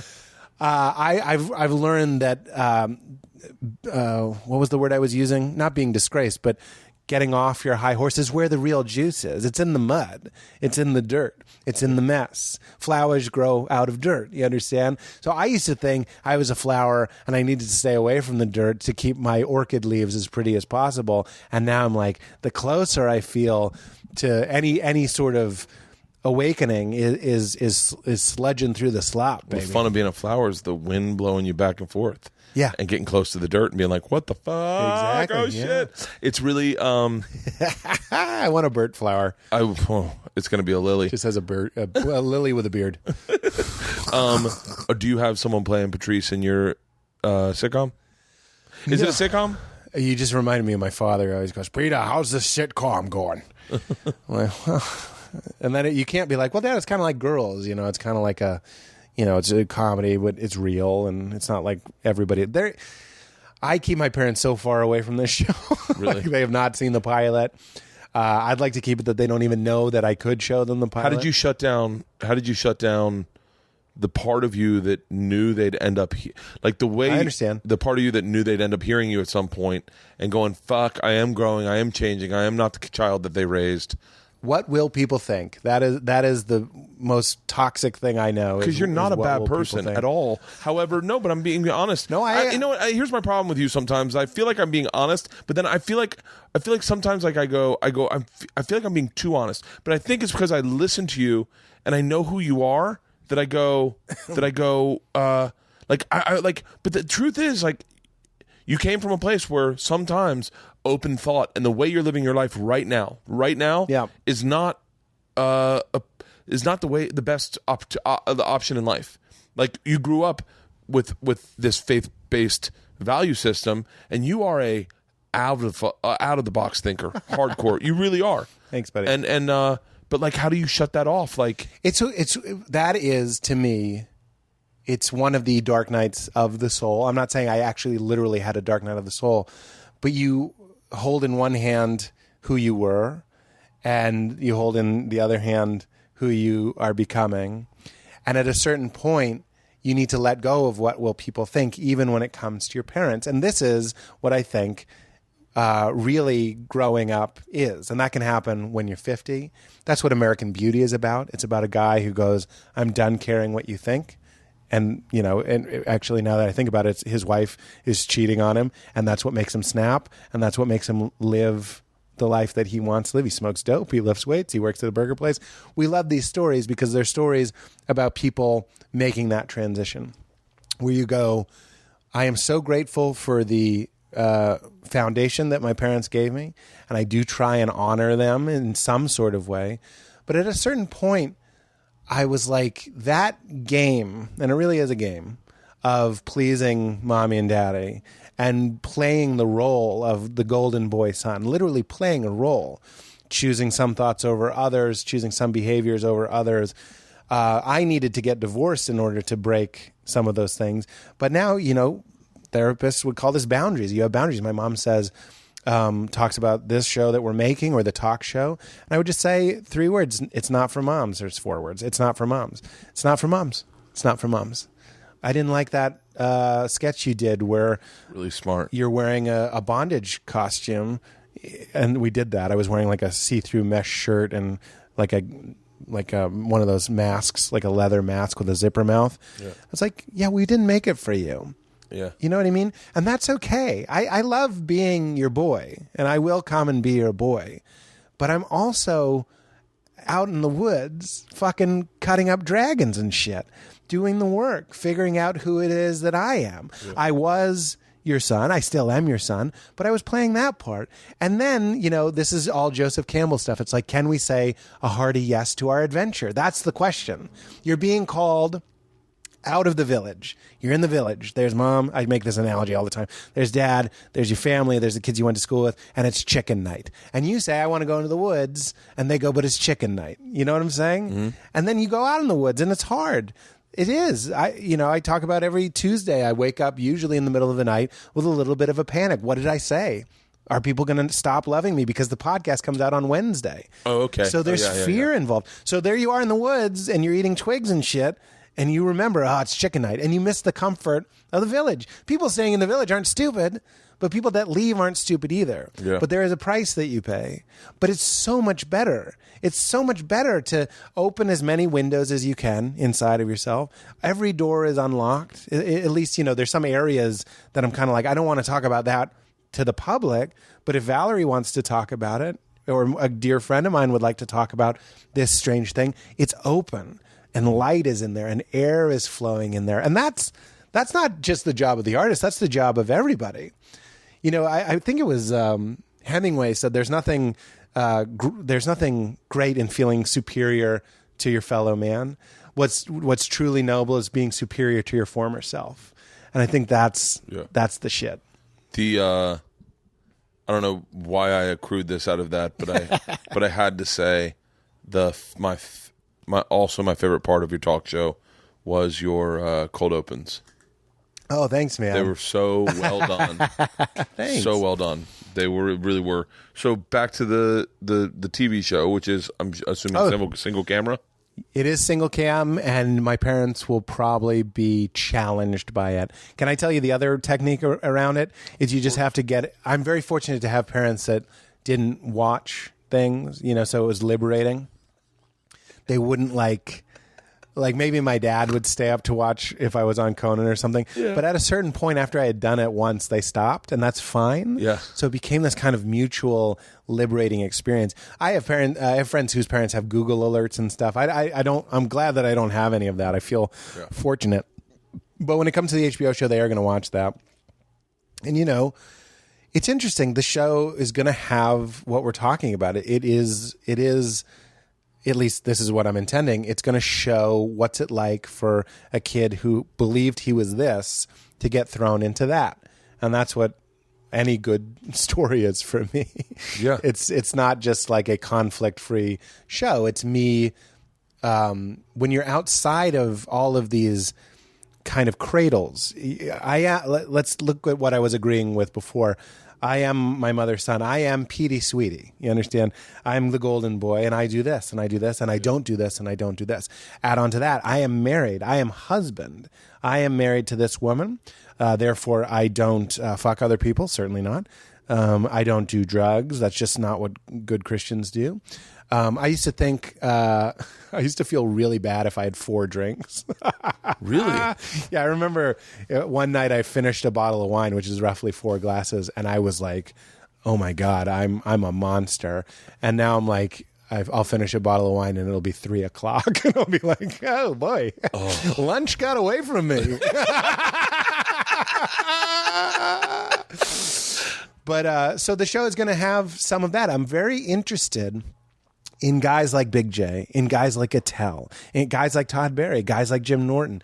These guys that I say with love have a, I don't want to say, they're not scumbags, but I was using the term scumbag earlier. They're in the mix. You know what I mean? They're out there. They're living. They keep weird hours. They sleep during the day, and they drink at night, and they meet girls. And some of these guys not so much anymore. But back when I knew them, so here's a sweetie who thinks he's a sweetie, but who said you're only as faithful as your options, sort of thing. Now I'm divorced, and now I'm broke, and I'm living with these guys, and I'm really being thrown into stand-up. But where is the heart? Big J, in reality, who's in the pilot, did teach me about a lot of different things. One of them, this is such a strange thing, I've told this before to him, is like, I remember I would be on McDougal Street and he'd go and get a pack of cigarettes, and I never believed this. He just asked the guy, I hope we get to do this on the show, he asked the guy in that little bodega box, like it was like this corner box, just to look at the issue of Club or Barely Legal or something. Yeah. So a porno mag. He flips through it with me and the guy and a line behind him, just kind of to see if there's anything in there that he likes, then gives it back. And I'm the guy, so I'm a good Christian boy, right? Pornography is shameful and certainly secret. Yeah. So I was, quote unquote, using pornography. But when I saw Jay's, the way he was casual and honest about it and open about it and unashamed about it, there was something very appealing. What a strange lesson in that brief moment to learn. One of the things that like hurt my marriage, it's certainly not why we didn't stay together, was the fact that I wasn't honest sexually. And pornography, I wouldn't even say it's love-hate, but I have a lot of feelings about it, a lot of thoughts about it, ranging from it can be cathartic, it can be good. We have sexual shame and seeing kind of liberated people fucking and not being afraid. There's a service in that. And then, of course, I can be like, the exploitation of this is fucking horrendous. But, you know, it's both. I have those same feelings, too. It's both and. Yeah. Exactly. But that's a small type of, hey, I'm a good boy, and I look at pornography in the dark. Jay is a bad boy. He looks at pornography publicly. He goes to a nudie theater. I bet he would. I don't know if he has, but he would. But when I talked to Jay, and when I was in need, and when my wife had left me, here he is. Here it's the story of the Good Samaritan. We love stories about bad people, quote unquote, doing good things. Jay was nurturing to me. He was kind to me. He got me sitting at that back table with Bert. That leads to me opening for Bert. It's not literally what happened, but you know, at least a little work here and there. And this very unlikely community. Again, I don't have the stories all beated out just yet, but regardless of what we decide on is going to happen in the first season, it's going to be a story about these unlikely guys.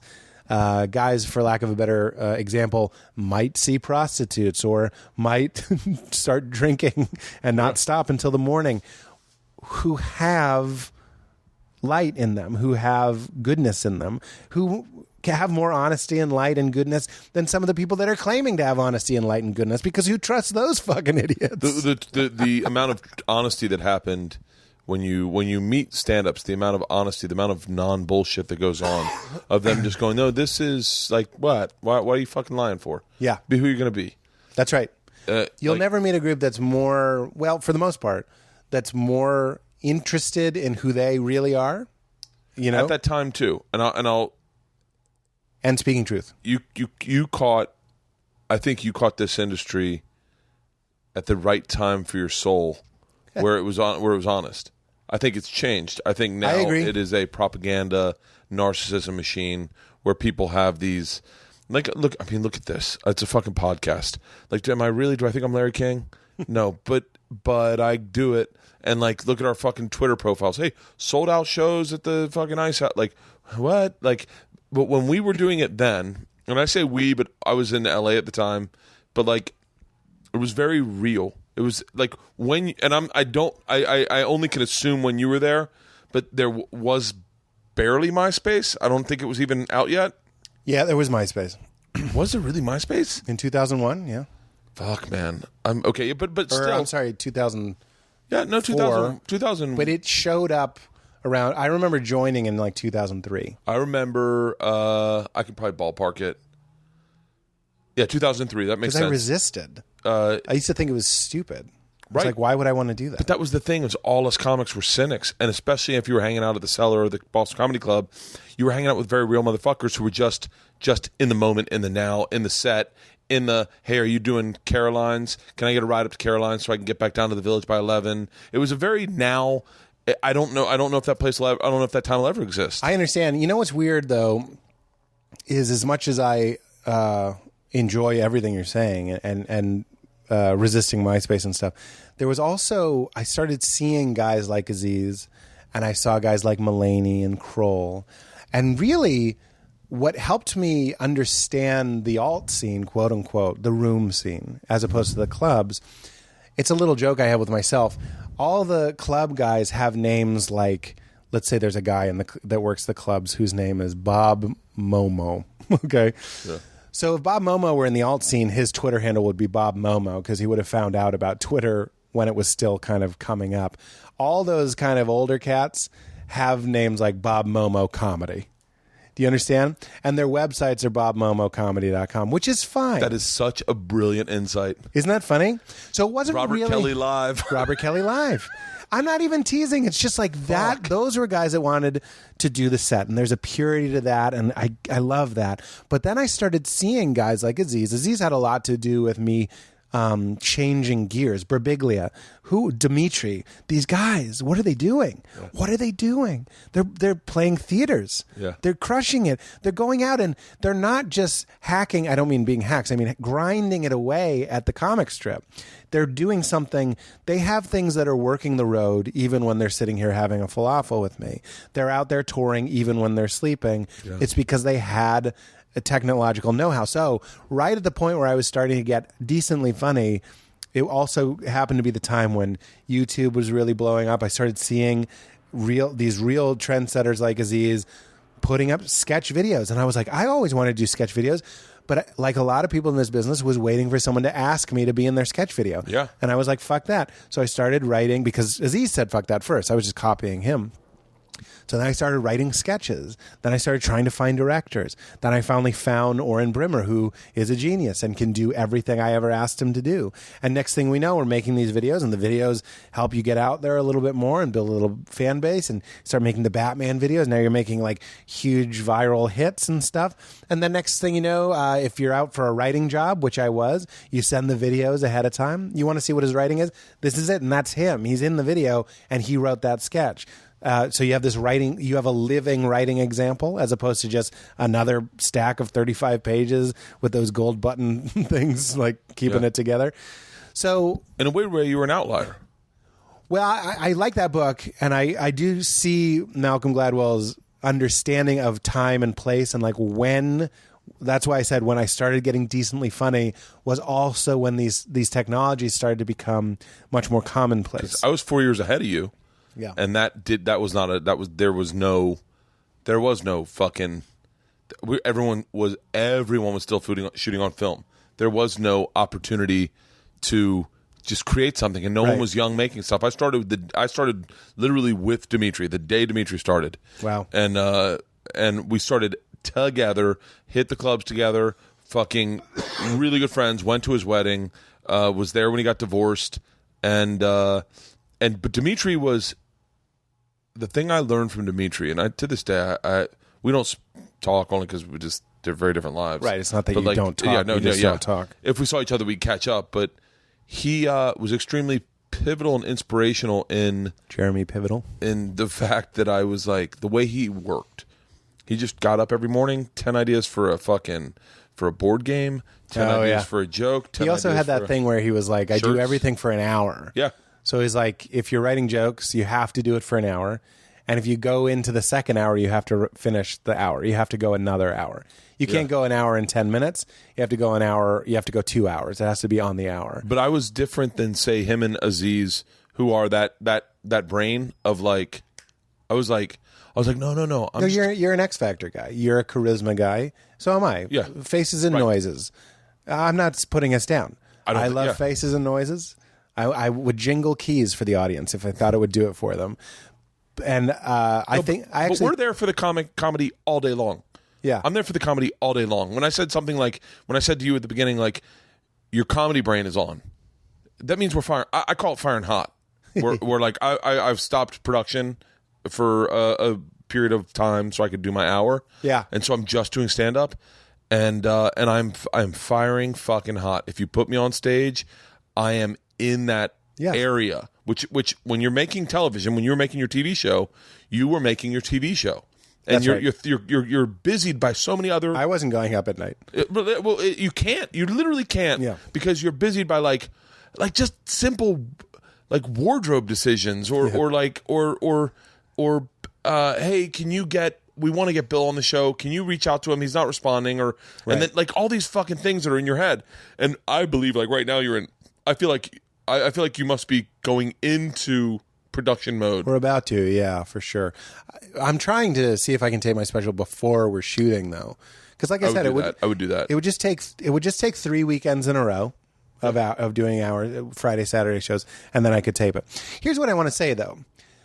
going back to who we are, who we think we are, who we figure ourselves out to be, there's Dimitri's and there's Aziz's and there's that. You called them cerebral. I would agree with that. And then there's big dumb animals like you and I. I remember my first writing job, I told the showrunner I'm a big dumb animal. And that really helped sell me because I was like, I'm not a Harvard egghead. I'm not the sniper who sits quietly and delivers the perfect story twist after an hour and a half of silence. I'm the Gatling gun, and you can tell me to be quiet, or you can let me keep firing out jokes. But I am a big dumb animal. You're the Gatling gun / muse, because I believe that people like us, when we hang out with those cerebral people, inspire people. We inspire them. I completely agree. I 100% There's some good self-love. I like that. Let's get more of that. Big self-lover today. But here you are picking, when you play a video game, I don't even have one in mind, but typically you have to pick, like, there's the different archetypes. Yeah. So you figured out that you're the big dumb animal, or whatever we want to call ourselves. And then we can be that. And I'm a big believer in, I don't copy other people's methods. I have this healthy ego where I'm like, motherfucker, you should study my methods. Like, because I produce and I make stand-up, where I'm just talking about stand-up, really. So there was a time, there's a book called Morning Rituals or something. Yep, I read it. Yeah. That came out, I want to say it came out in 1997. It's a good book. I enjoy it. Yep. But at a certain point, we need to come to peace with, and I'm just talking about creativity, which is going to be different for everybody, and that's exactly my point here, is that for me, having a bottle of wine with lunch is sometimes my method. Because then I'll nap and then I'll wake up and I'll have a movie idea or whatever it is. Yeah. Or playing a video game or watching a movie or saying fuck off to writing that day, which is a lot of days because I want to go on a fucking picnic with Val or whatever it is. Whatever I'm doing is the thing because you've just become comedy. You're just trying to be comedy. There's no fence for me. There's no fence. Yeah. And I get that. The difference is, I don't know what the difference is. I don't go off and try and, if I go to a camping or something, I'm not trying to think of what's funny about camping. Right. When I was doing the talk show, I would have been. In fact, we would go camping just to write a monologue about camping. We would have done stuff like that. But there's something about honoring your method and being like, look, Dimitri can do the hour thing. That's fine. He produces. Are you producing? You have to have your own sit-downs with yourself, with your own inner CEO, and be like, am I delivering as much as I'd like to be delivering? And balance that with your quality of life. And sometimes you need to cut back. Sometimes you need to increase. You know what you're capable of, but you also know what it feels like to just be a golem. So you find that balance. But, big dumb animals, I have to think that the more cerebral guys are peering over the fence, looking at guys like us too and going, he's been drinking, he went up, he's just yelling at the front row, and they are howling at a pitch that nothing I could have written at home would make them howl at that pitch.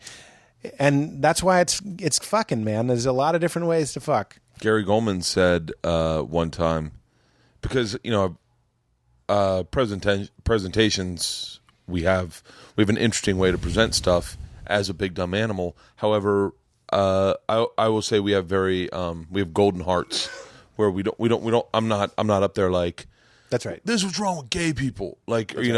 And so what's frustrating sometimes, Gary Goldman was one that said this to me. I had an incident with an alternative comic that didn't want to work with me. And he was upset. And the reason was ultimately is that I wasn't doing traditional stand-up in the sense that... Well, I wouldn't want to follow you, but why he didn't want to work with you? He didn't want to follow me. That's what it was. I think we actually got along fine. He didn't want to go on after me. Well, that I understand. I wouldn't go on after you. But and my feelings were really hurt, because I liked the guy. I really liked the guy. Still to this day, I respect your feelings should not be hurt. Oh, they're totally hurt. They should absolutely not be hurt. Oh, they're totally hurt. Well, if I can help in any way, I'm here to help. I appreciate it. That is the least personal thing I've ever heard. As long as, if he was middling and was like, I don't want to go on the road with you anymore because I don't respect what you're doing, go ahead, have hurt feelings. That's nice. Yeah. But if someone's saying, I don't want to follow a guy who goes into the crowd, who talks about his day, who drinks, who's silly, who's slappy, motherfucker, I feel like I'm very good at stand-up. I would never bring you out with me. I would never bring a guy like you out with me. And if you were opening for me, I would tell you dispassionately and with no hate in my heart, do your act. get them listening to jokes because I can't follow that. The headliner is a privileged position. Yeah. He gets the big piece of chicken, and everybody's supposed to kind of set the stage for him. So my openers are always joke tellers. Really? They don't riff a lot. They don't riff at all. Brent James Sullivan is opening for me. And every time he does his set, And I sit in the crowd and I'm like, attaboy, that's what I like. I want a joke teller. So I can have first crack at the goofy mural. I can have first crack at the weird table in the front with the guy that's falling asleep. I want that. That's my chicken. So you shouldn't take that personally at all. I took it personally, but that was at a time when you went on the road, they paired you with the strongest guy they could find. I mean, and it is sometimes it's tough for me because I always assume we started at the same time, although I am older than you. I just assume we, like, because you knew Big J, and like I was barking when Big J first showed up in New York. Like that's when, like, him and Kurt, I met. Those were my friends, but they weren't my friends because they were getting sets. They were my friends because they were hanging out at the club, and I liked them. Yeah, you know, like they weren't like and I saw them do stand up, and I thought they were talented, but it wasn't like they were like my peers where we were hitting the clubs together. I was working the door. They'd come and hang out and try to get on. But I just liked them. I really liked them. But when I did the road, and I don't know if you ever did the road in the traditional sense of like, hey, here's 25 offers from the Funny Bone. It's $1,300 a weekend, but you get an opportunity to get in with the franchise. No, I never really did that. Yeah, so that's how like me, Steve Byrne, Ian Bagg, like that generation. I'd say we were probably sophomores to your freshmen. I'm guessing, like we were just a year ahead of you, not that much older, but that's how our entry to the business was. Was a bunch of David Spade guys kind of graduated. I just missed that. Yeah, John Roy was the guy in Chicago that would go out and work the Funny Bones and stuff. Okay, and then me and Kumail and all these guys. My class. Your class is Kyle TJ, Kumail, TJ, Bronger. Yeah, I always forget some people. There's just so many wonderful ones. But for us, I'll just speak for myself, but I think it's true for a lot of these guys. I do that all the time. I speak for everyone, and then I go, I shouldn't do that. You can borrow that phrase. I'll just speak for myself. But you're still planting in their mind that it might be true for these other people. Oh, it is. It is. Keep going. Is that I would open for people on an ask basis, meaning I'd work a Funny Bone, but it's because Jim Gaffigan would be there, and last time he was in town, I opened for him, and he liked me. So then I'd go on the road very rarely, but it was just enough. That's a Brian Regan thing. He would go on the road to make sure he was just accessible, and he'd hone his act in New York. He'd write his act in New York. He'd try it in fucking Florida or whatever. I stopped doing sets in L.A. for a long time just because I had a family, and it's very difficult to do both. Yeah. But then recently I started doing sets in LA, and I realized just how valuable it is to do the Draft House or like some like just place where it is literally a mic, no beers, and just folding chairs. And you go, oh fuck. Like, so maybe I am getting by on that open neck like love on the road. Open neck love. But maybe I'm not. You're so good at that, by the way. You're so good at coining terms. You just turned it into a joke. That was nice. No. But I stole it from you. But it's great doing sets in the city and then going on the road and figuring out how to make it accessible to everyone. Yeah. Because that's the real skill. You know, if we just perform for our fans, and this is Tom Segura and I go back and forth on this all the time. You're not Tom Segura? I know. I thought you were Tom Segura this whole time. Fatter than me. He is obesely overweight, like That's obese. Great. Did he gain weight? He looks like it, right? The only reason I say that was because I was trying to reverse engineer the comment that now that he's doing well, I feel like he's doing well. He's doing better than anyone I know. Is he really? Is he really doing really well? I just assume he's doing well. I'll tell you what. I will not talk about him because I don't know if you're like me. I love this guy, honestly, like a brother. It depresses me. It'll upset you how good he's doing? Well, I'd be upset, too, if a guy who looked exactly like me was out there lapping me. If there was some jolly... I'm so much stronger than he is. I'm like you, like just every part of my body. I look like the younger brother in the Foxcatcher who like... Oh, yeah. He's just he's doing fantastic. And I honestly, we both... one of those guys, I think he's probably your age in comedy, a freshman and my sophomore. Mm-hmm. But we both worked for Jay Moore for a while, worked for Jay Moore. and we would trade off at times and host and feature together, and we're really kind of brothers in arms of the, like, just, you know, sitting in the green room for an hour, and we became really close, and then our wives became really close, and we've just always been close, and now he's probably closer than ever because he's going through this real fucking, he would never admit this, but a real change in his career of like I don't think clubs can fit him anymore. And it is, and I think he's just kind of trying to figure it out and base himself. So we're talking on the phone every day now, and you can tell it's him going like, "Hey man, like, is this normal?" Like, yeah, like, yeah. And he's so talented. He really is so talented, and he's the fucking sweetest guy, and he's smart with money. Like, there's not one flaw in him other than his obese body that fucking, it's fucking disgusting. His armpit hair connects with his tit hair. Yikes. Oh. I just pictured it. Yeah. But it was a Pangea of hair. But I don't know how we got on this, but does it really upset you that he's gaining weight to like a unhealthy place or something? He makes fun of me on his podcast that I look like Gerard Depardieu, and I'm like, "Are you out of your?" Gerard Depardieu has let himself go pretty bad. Who is that? Oh, he's like all I know is like from the Alicia Silverstone movie, My Cool Dad or whatever. Like, he's just you Google him. He was a very talented actor in the 80s, and he's just a mess. And I put this thing online about, he's just said I looked fat, and so his fans are saying that I look fat, and I'm like, fucking, he's fatter than I am. It's one of those things. Yeah. But you just want to be clear. You can be fat, but he's fatter than you are. Definitely fatter than I am. But yeah, it's I don't know how we got on this conversation of fucking buns. We were talking about I don't remember. Well, what was it like? You and TJ were close, or still are. But what was it like to watch TJ, who's literally, and I'm going to say blossomed. I wouldn't say blossomed, sprouted, and it's been happening for a long time. Well, TJ's been almost exactly the same since I met him. Like, he's been a famous person since I met him, since before he had credits. Like, really? He's just always been, talk about noises and faces. He's just, I used to have him in my phone as X Factor. That was his name in my phone. And he's just always been very larger than life. He's come into this whole kind of interesting and lovely absurdist and nihilist. He thinks life is like a joke and everything's just a game. And so he's literally larger than life. He's like standing outside of life and going like, look at what you think is important, like these awards or this job or whatever it is. So he's a very mischievous kind of rascally energy and very fun.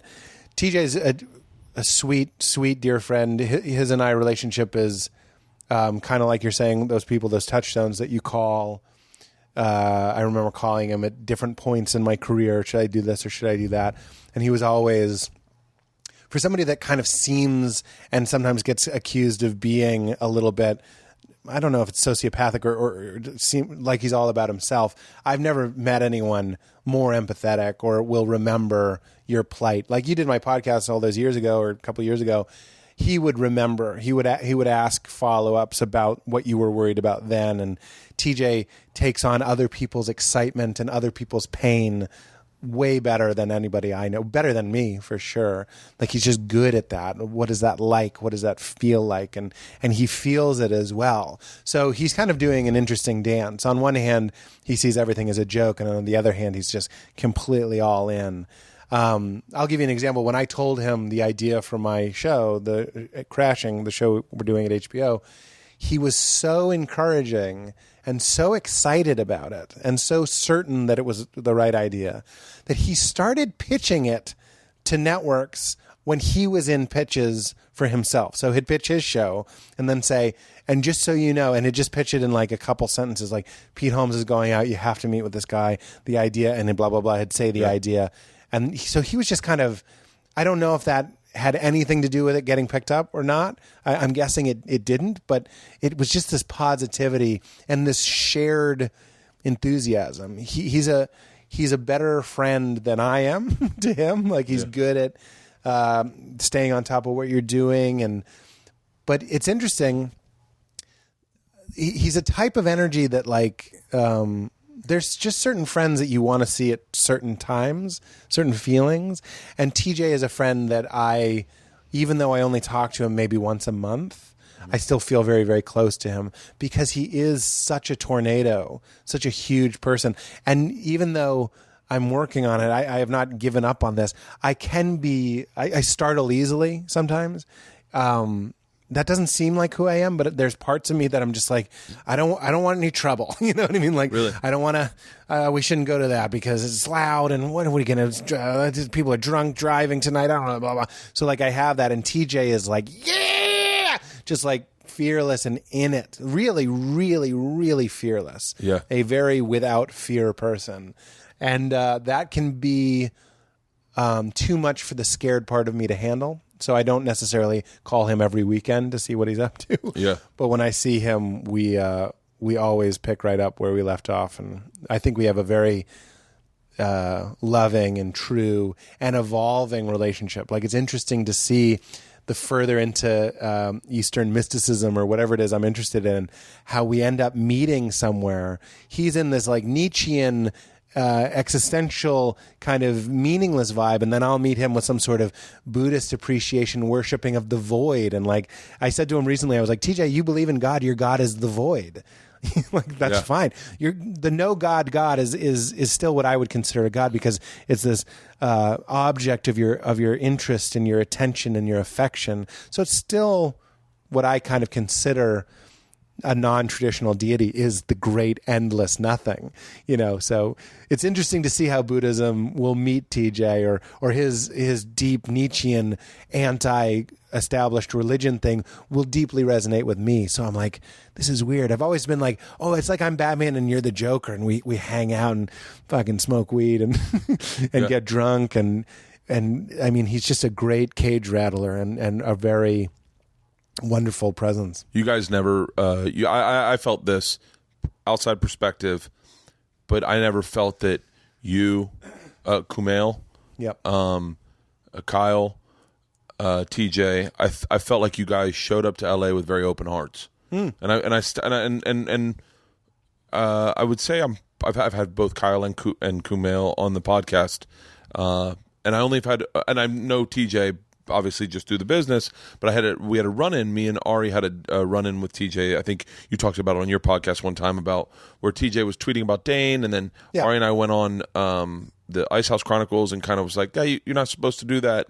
It wasn't cool," or whatever we said, but without realizing, I think, the magnitude of who we were saying it to, not knowing that we actually really like TJ a lot, and maybe we shouldn't do exactly what we're shitting on him about doing to him. Maybe we shouldn't do that. Maybe we should realize he's a fucking guy sitting on the road, and I heard you guys on the podcast, and he was on the road, and he was just like, heard us shitting on him, and it hurt his heart.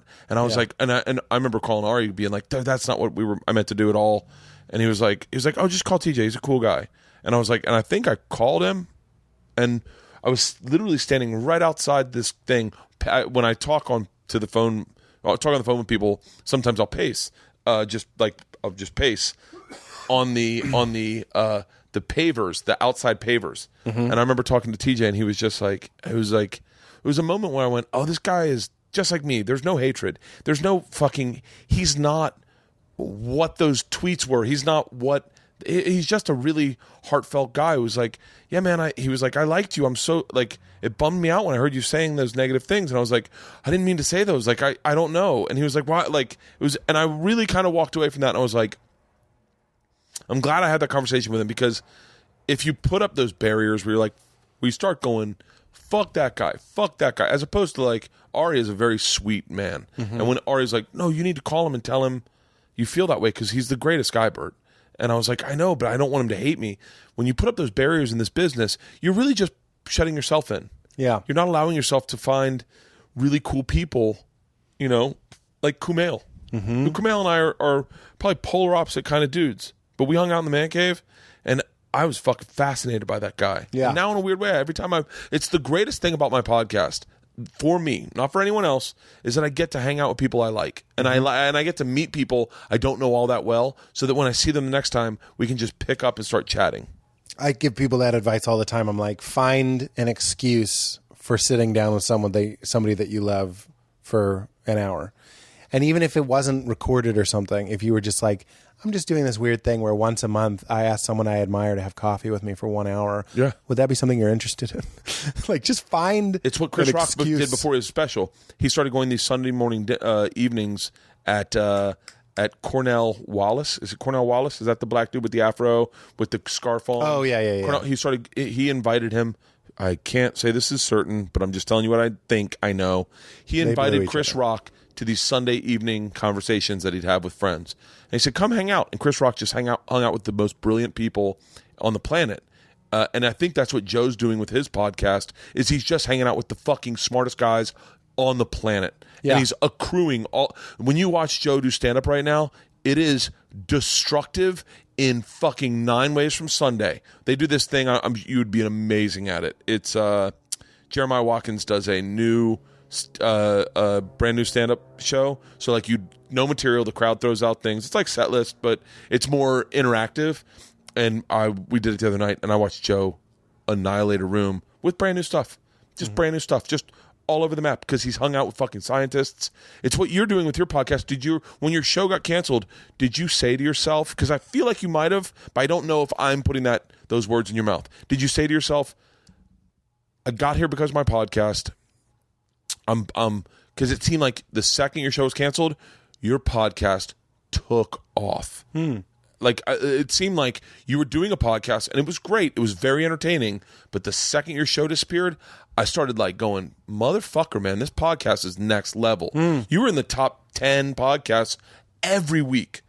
Every week. And I don't follow that shit. I only know because you click on it to get your podcast. And I was like, wow, Pete's back. Holy shit, Pete's back. And you had like and you really kind of opened your heart to new ideas or new philosophies of life. Am I putting those words in your mouth, or do you feel like you might be adding a story to it that isn't there? I don't know, because I don't remember a shift necessarily when the show got canceled. I do remember being very grateful and proud that we never missed an episode. That was not easy to do. I do that. I miss months. Oh, really? Yeah, it's detrimental to a podcast. We should study your method, not mine, because you produce. See, we're helping you love yourself. But no, I was, and I'm entering that similar challenge where I'm like, I really have to try and bank episodes and stay ahead. But what I'm taking from what you said is, if there is anything to be learned from that, it's great in life to have as many things as you can that no one can take from you. For me, it'd be stand-up. This is the Jon Stewart effect. Daily Show goes away. He starts touring. He can do whatever he wants. He can go to the Cellar and crush and get that need met, and that the need of the audience to see him met, all that sort of stuff. So there's stand-up, and then there was the podcast. And I was kind of like, and I still feel this way. I really think this HBO show is going to be something as important to me as the podcast. But so that withstanding, the podcast is far and away the most important and vital work, or whatever you want to say, that I've done. And because it's the full thing. It's not just silly Pete. Sometimes it's grumpy Pete. Sometimes it's philosophical Pete. It's all the different Petes. And when you get into it's great. I'm glad you said that, because it is all the Petes. Yeah. Like, I've heard you go in with an attitude. Yeah. And I literally was, and there's been podcasts where I didn't like you. Yeah. And then the next one I go, yeah, oh, that must have been yesterday. Good. That's what it is. That's what putting yourself out there is supposed to be. That's what intimacy is. I'm sure your wife has days where she doesn't, quote unquote, like you or whatever. Yeah. And I'm sure, seeing all the different sides of somebody, you can be like, I like this better than this, but it's still the same person. And if there's anything that there's a lot of things I'd like to break down, but one of them is this certainty we have on who we are. And it's just like, I say this all the time on the podcast, our personalities and our understanding of our ego and our personality, I don't have another word for personality, is like building a sandcastle underwater. Every time a wave comes, it just kind of blows away. So when people are so certain, I kind of hate clan thinking. I know it looks like you like sports or whatever. Oh, okay. We're in a man cave. I like sports as much as regular. I'm not a sports guy, though. I'm not shitting on sports guys, but for some reason, any sort of mass thinking freaks me out. That's sort of like, I'm a Rangers fan until I die. Yeah. And that's everyone in my family with the Red Sox, the Bruins, and the Patriots. Yeah. I just kind of get freaked out. Like, I'm a vegan, and I don't want to be the mouthpiece for veganism, even though I believe in it. I don't like I say I'm a fleegan, which is true. If you get me fucked up, I'll probably eat a quesadilla. You know what I mean? So who is a vegan? Do you understand? Which Pete was real? Was it drunk Pete? We could say in Vino Veritas, that's the more real Pete who doesn't give a shit and he's eating a quesadilla. Or is it this Pete who's only had green juice today and is buzzing pretty hard right now? And I love that. It's the same motherfucker. So who are we going? That's why I don't like politics. I don't like anything where it's like, draw the line. I'm on this side and I've been on that side the whole time. It's like, that's not what life looks like to me. It's a mess. It's a mess. And showbiz could be an amazing place to stretch our legs and to let everything out and show and explore and appreciate. Even when I say I agree with you that there are episodes where I don't like me. I don't like me. I don't agree with me. Yeah. I handled that wrong. I was grumpy. So who is judging that? Which one is Pete? Me sitting here going, I don't like that guy. Yeah. Let's let go of this feeling of dominion we have over our emotions, our senses, and our thoughts, and let go a little bit and be in the flow and be in the moment and admit that every interaction, every meal, every podcast, every exchange with a cashier is an opportunity for me to poke and prod and explore who I am, who they are, and what this is. But fucking every time you nail things down, it's fucking bullshit. I hope to God people are listening to what you say and then rewinding it and listening again, because that was a prophetic statement. One of my best friends has passed away. His name is Croy, and we were watching a Janine Garofalo special, and she was railing about politics, and I was giggling. I love Janine. I think she's so brilliant. And he couldn't enjoy it, and I said, what do you not like about it? And he goes, how can you nail down your thoughts like that? Like, what if you change? Then you got this thing where you go, I am this, I am that. And I was like, well, he's just a joke. And he goes, no, I'm seeing it differently. You got to always be flowing. And what you said is like, every interaction you have with a cashier, it's so interesting you say that, because I look at my interactions with people and I use them as practice to be a better person, as a practice to go like, treat everyone amazingly. Treat everyone like, hey man, like how are you doing today? Oh, crazy. Like, really be fun, really be in the moment.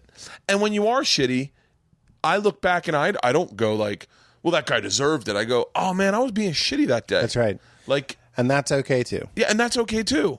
I think that happens.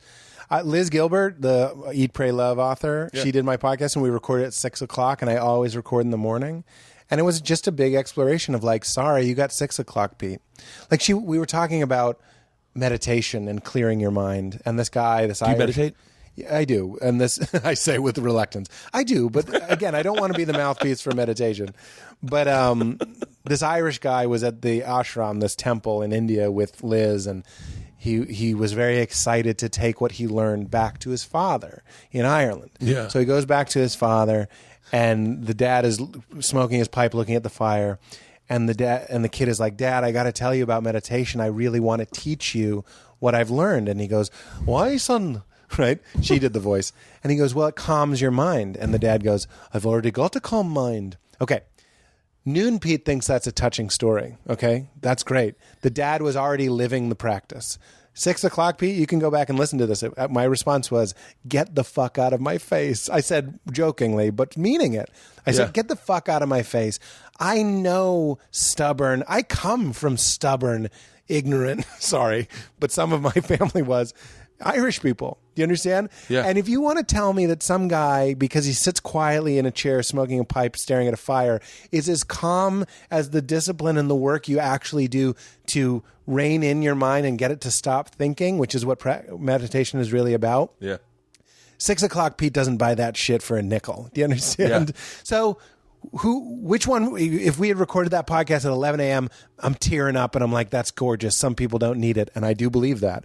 But I also don't buy that anecdote as like, that guy is sitting there just like my father, just like my uncle, just like my grandfather, and they're drinking and they're looking at the fire and they're worrying about tomorrow. They're replaying today. They're thinking about dinner. You know what I mean? Yeah. There's a big difference between somebody that does like intense practice, meditation practice, yoga practice or whatever, and somebody who's capable of not looking at a TV, for an hour. So, but which is it? I see both sides of it. And I think there's something lovely in saying, which Pete? And when we say, I need a girlfriend, which Pete needs a girlfriend? Lonely Pete? Horny Pete? Yeah, they want a girlfriend. This is when I didn't have a girlfriend. Did you want a girlfriend when you didn't have a girlfriend? Well, I used to remember thinking that. I was like, I think I want a girlfriend. I was like, well, which Pete? You need to have a council of the Petes. Get them all in a room. Horny Pete, he's screaming we need a girlfriend because we need sex regularly. Lonely Pete is like, please, I want to watch a movie with a girl with that energy. I love a female energy. I want that nurturing and that kindness that tends to be in the women that I'm attracted to. And then there's the other Petes. There's a part of my ego that I call Plainview because it's just pure ego. It's pure competition. It's from There Will Be Blood. It's just like I feed him as little as I can because I don't want him taking over. Oh, I never see you as that guy. Like I used to, I wouldn't say competitive, I would say jealous. But my most jealous I ever was right when websites started coming out, and I would Google other people's websites, Bobby Kelly Live, check their tour dates. And be like, I know. How are they doing that? And it would beat me up. My thing wasn't that I was jealous of, and I can say this because he's my friend, but Steve Byrne, because he was touring nonstop, or Tosh, who was touring nonstop. I was more self-destructive of like, that's because you're not worth anything, Bert. That's because you're. Well, that's another Pete in there. That's the self-hating Pete. Yeah. I feed him even less. I feed the destructive part of myself a lot. Well, the destructive part of yourself is just trying to protect yourself too. You know what I mean? Getting ready to tell you all the shit that they're going to say about you so you're not surprised. He thinks he's helping. I was talking to my therapist about it. He's like, my dad started the process. My dad started the process when I was young, and I played baseball, and the first year we won the championship. And in the winning game, I caught a hot fly ball, and I spiked it, and I did a dance. And my dad pulled me aside. He's like, you don't fucking do that. And then that next year we started baseball, and someone said to me, hey, congratulations on winning the championship last year. And I said, my response was, well, probably do it again this year. And my dad pulled me aside again. And he was like, hey, cut that shit out. And from that moment in my life, and that moment is the moment we've pinpointed, I never looked at myself as an all-star. I looked at myself as someone who was lucky to be there. And because my dad was pragmatic. He never said to me, growing up, he was never like, I played with guys that went pro playing baseball, and he never was like, you know, buddy, if you work hard enough, that could be you. He was like, no, they've got a natural gift. And so when I look at comics, and there are a lot of them on Sunset that really believe that they're gifted, I go, oh, like my brain will say one of two things. You're delusional. Like, you have no idea what gift it is. Like, Bill Burr doesn't sit there and go, I'm the fucking best. He doesn't. No. At all. And I know that Bill doesn't do that, so my brain goes, Bert, if you want to be the best, you better fucking believe you're a piece of shit. So like I end up telling myself what a horrible comic I am so that I work harder. And I never walk away from a set going, I was just the best in the room. I always go, I could have done better. But I look at these guys who like fucking lit that room on fire. And you're like, what fight did you watch? Follow that. Yeah. It's all a balance. You know, of course, I think you know that before I even say it. But I think there's something not nearly as toxic hiding for you in affirming yourself and allowing the plain view to come out. When I crush a room, it's okay to come off. Valerie sees this all the time. She's almost always the first person I see when I get off, and I kiss her. And especially if it's bad, I'll say something like, I was way better than them. You know what I mean? And that's just like pure swinging dick shit. Yeah. Or like, you know, I'm trying to think of what I actually think. It's usually in the ballpark of like, I'm very good at this. Like it's not a mistake. I agree with you. I am very good at stand-up comedy. And nobody's doing you any favors. This is what I actually work on in my therapy as well, because there's an appropriate, You know what's weird about your dad's stories is I understand what he's saying. And I could see myself saying to my son, maybe don't say, we're probably going to do it again this year. That's an okay feeling to have. And you can say that to me, and you can say that to your mom and your teammates or whatever. But when there's something that I learned for better or worse, and maybe I need to get rid of this altogether, but I think there's value in being liked, being polite, being civil. Yeah. And I think that's what I hear your dad doing in that moment. So I could see myself saying, don't say that, don't spike the ball. Don't spike the ball, don't do the dance, don't. I hate the word class because it sounds like that is not classy, but I don't have another word. There's something about feeling the plain view. Okay, the first time I did the Cellar, right? One of the best nights of my life. I loved it so much. And I really think there's something so valuable in movies because Judd is insatiable and he's a stand-up at heart, and he loves the pure raw cut of cocaine of doing stand-up. He loves the purity of that. And it's funny because his career kind of got interrupted by becoming a huge film writer, director, you know what I mean? But kind of in his bones, and I don't want to speak for him, but I've seen it demonstrated. He loves comedy. He loves the craft. So I knew we're in New York. We're going to be in New York for 3 months or 3 months. Yeah. And he's going to go up at the Cellar. I just know he is. I've always been terrified of the Cellar. Really? Oh, yeah. I used to hand out flyers for the Boston on the corner of West 3rd and McDougal, right by it. Do you remember the address? Well, there was no address. It's just a corner building there. Oh, no. The Boston? 103. 86 West 3rd. 86 West 3rd. Yeah, I'm answering the phone. I'm almost certain. Answering the phone. I've been saying it on stage lately. 103. It might be. It's probably on the flyer up there. It doesn't matter. It's good stuff. But in between Sullivan or in Sullivan between and Thompson. Yeah. I know that. God so I was handing out the flyers and all that, and I would look at the Cellar, and literally like a movie, I'd see Dove Davidoff or something go down the stairs, and I'd say out loud, someday. Like I'd say someday. So this is kind of an interesting thing, kind of in everything we're talking about, I hope, is the idea that I had been on TV every night with the talk show for 80 episodes. That's a lot of episodes. I had fucking a lot. Hour special. I had all these little notches on my belt. Didn't matter. Still terrified of the Cellar.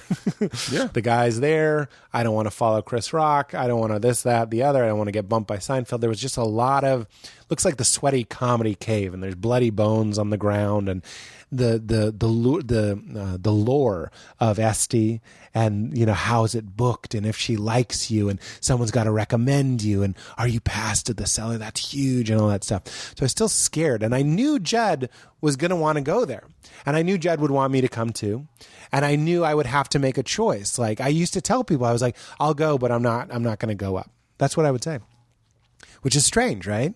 This is one of the most meaningful conversations I've ever had on my podcast because I know what you're saying and I feel what you're saying. Yeah. And these are real. Anyone who has never done stand up, try to apply it in your life for whatever this is. Yeah. Because I felt this way too. I was so scared. Yeah. Then Judd was going to be there, and he kept kind of not hounding me, but he would text me or something and be like, "Are you sure you don't want to? I can put a word in with Esty or whatever.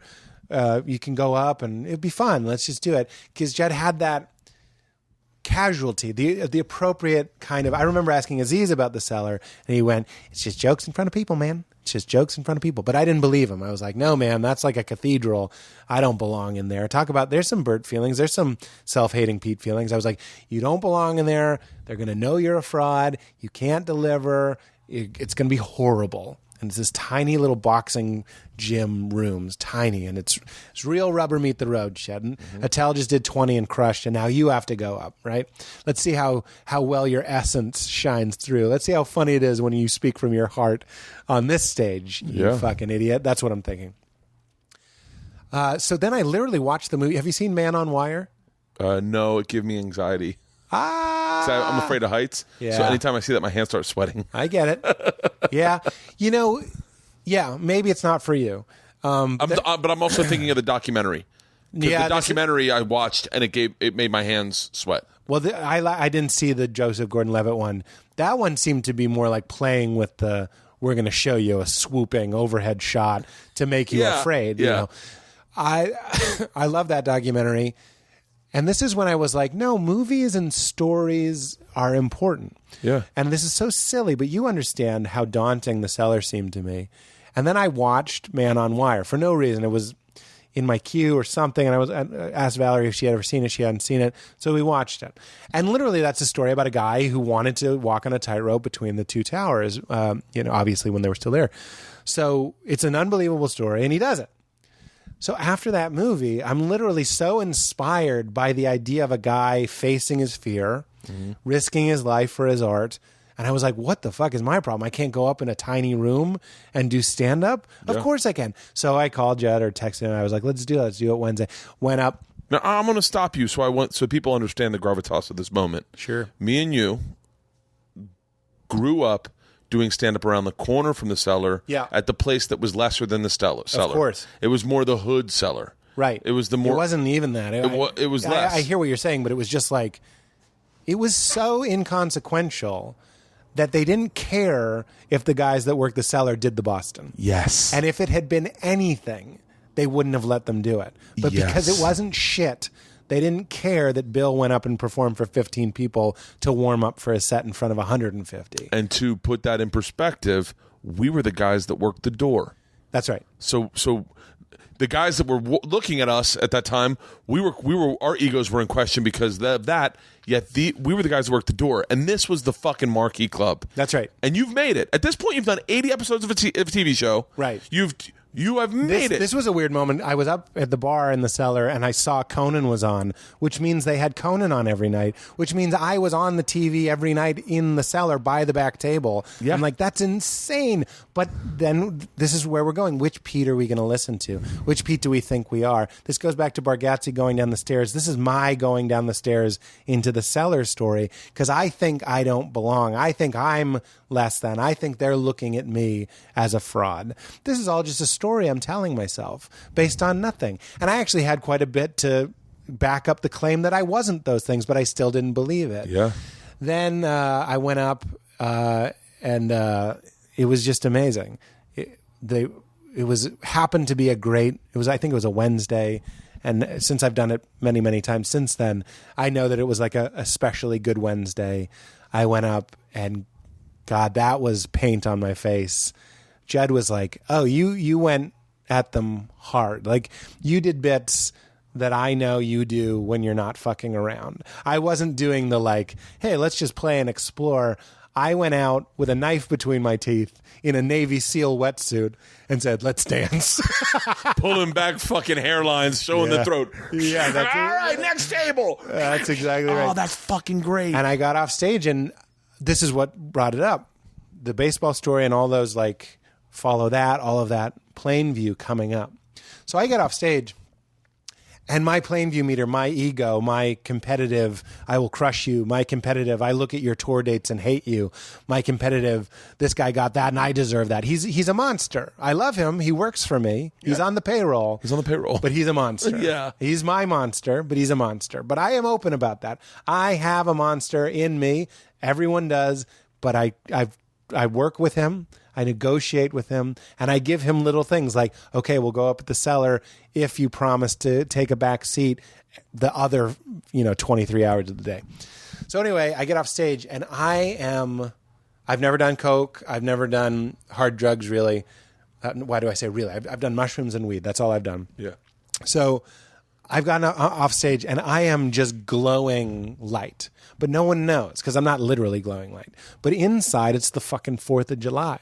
Like, I feel like, talk about leaving the village, talk about fighting the dragon. This was one of the dragons. Yeah. And this was a big one. This was one that lived in a cave that I built up to be even worse than I thought. Motherfucker, I've headlined technical colleges at noon. You know what I mean? I've done scarier, worse things, but I was so afraid of this place, a place that everybody thinks is the best room in New York, if not the country. And then I went up and I fucking cut that thing's head off. So I'm buzzing so hard. And then for the rest of the night, and Judd and I laughed about this because he knew how I felt, because he would feel that way sometimes after he performed at the Cellar. You're acting like a normal person. Someone would come up to you and be like, hey, how's it going? You'd be like, oh, pretty good, man. but inside it's just like da-na-na-na-na-na, hey, da-na-na-na. So you're just Wait, that song again. da-na-na-na-na, hey, da-na-na-na. So it's like being fucked up or high, and you're acting like you're not. I will forever hear that song in those moments. Hey! Yeah, that's it, man. But it's like getting high and then your parents come in or something, so you're acting like you're not high. Oh, that's because I feel that feeling sometimes, but that's the perfect way. Yeah. How you doing? Pretty good. That's what it feels like. Oh, that's so great. To kill during stand-up. Yeah. Do you mind if I pee real fast? No, go ahead. We can wrap up if you want. We don't have to. I just have to pee. Yeah, go pee. Oh, hang on one second. Pete, you know my wife. Don't say anything to her as she walks in and just real quick says what you need to say. Here, grab the mic, honey. What's up? I got the mic. So, Squarespace.com, like we were talking about before. Great place. It's a place where you can build professional-looking sites. I've screwed up. Sorry. Can I start over? Nope. I can't start over? No, just go. Oh, sorry, Pete. Sorry, my bad. Anyway, Squarespace.com, where you can start your free trial site today. When you decide to sign up for Squarespace, make sure you use the offer code BERTCAST to get 10% off your first purchase. The sites look professionally designed, regardless of your skill level. There's no coding required. They're intuitive and easy to use. And you get a free domain name if you sign up for a year. So pretty cool, right? Awesome. That's great. Squarespace.com. Squarespace.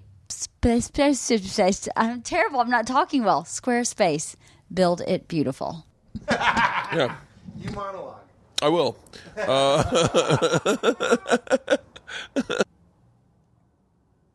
All right, guys. Pete went to pee. I'm going to go get a beer. I cracked a beer.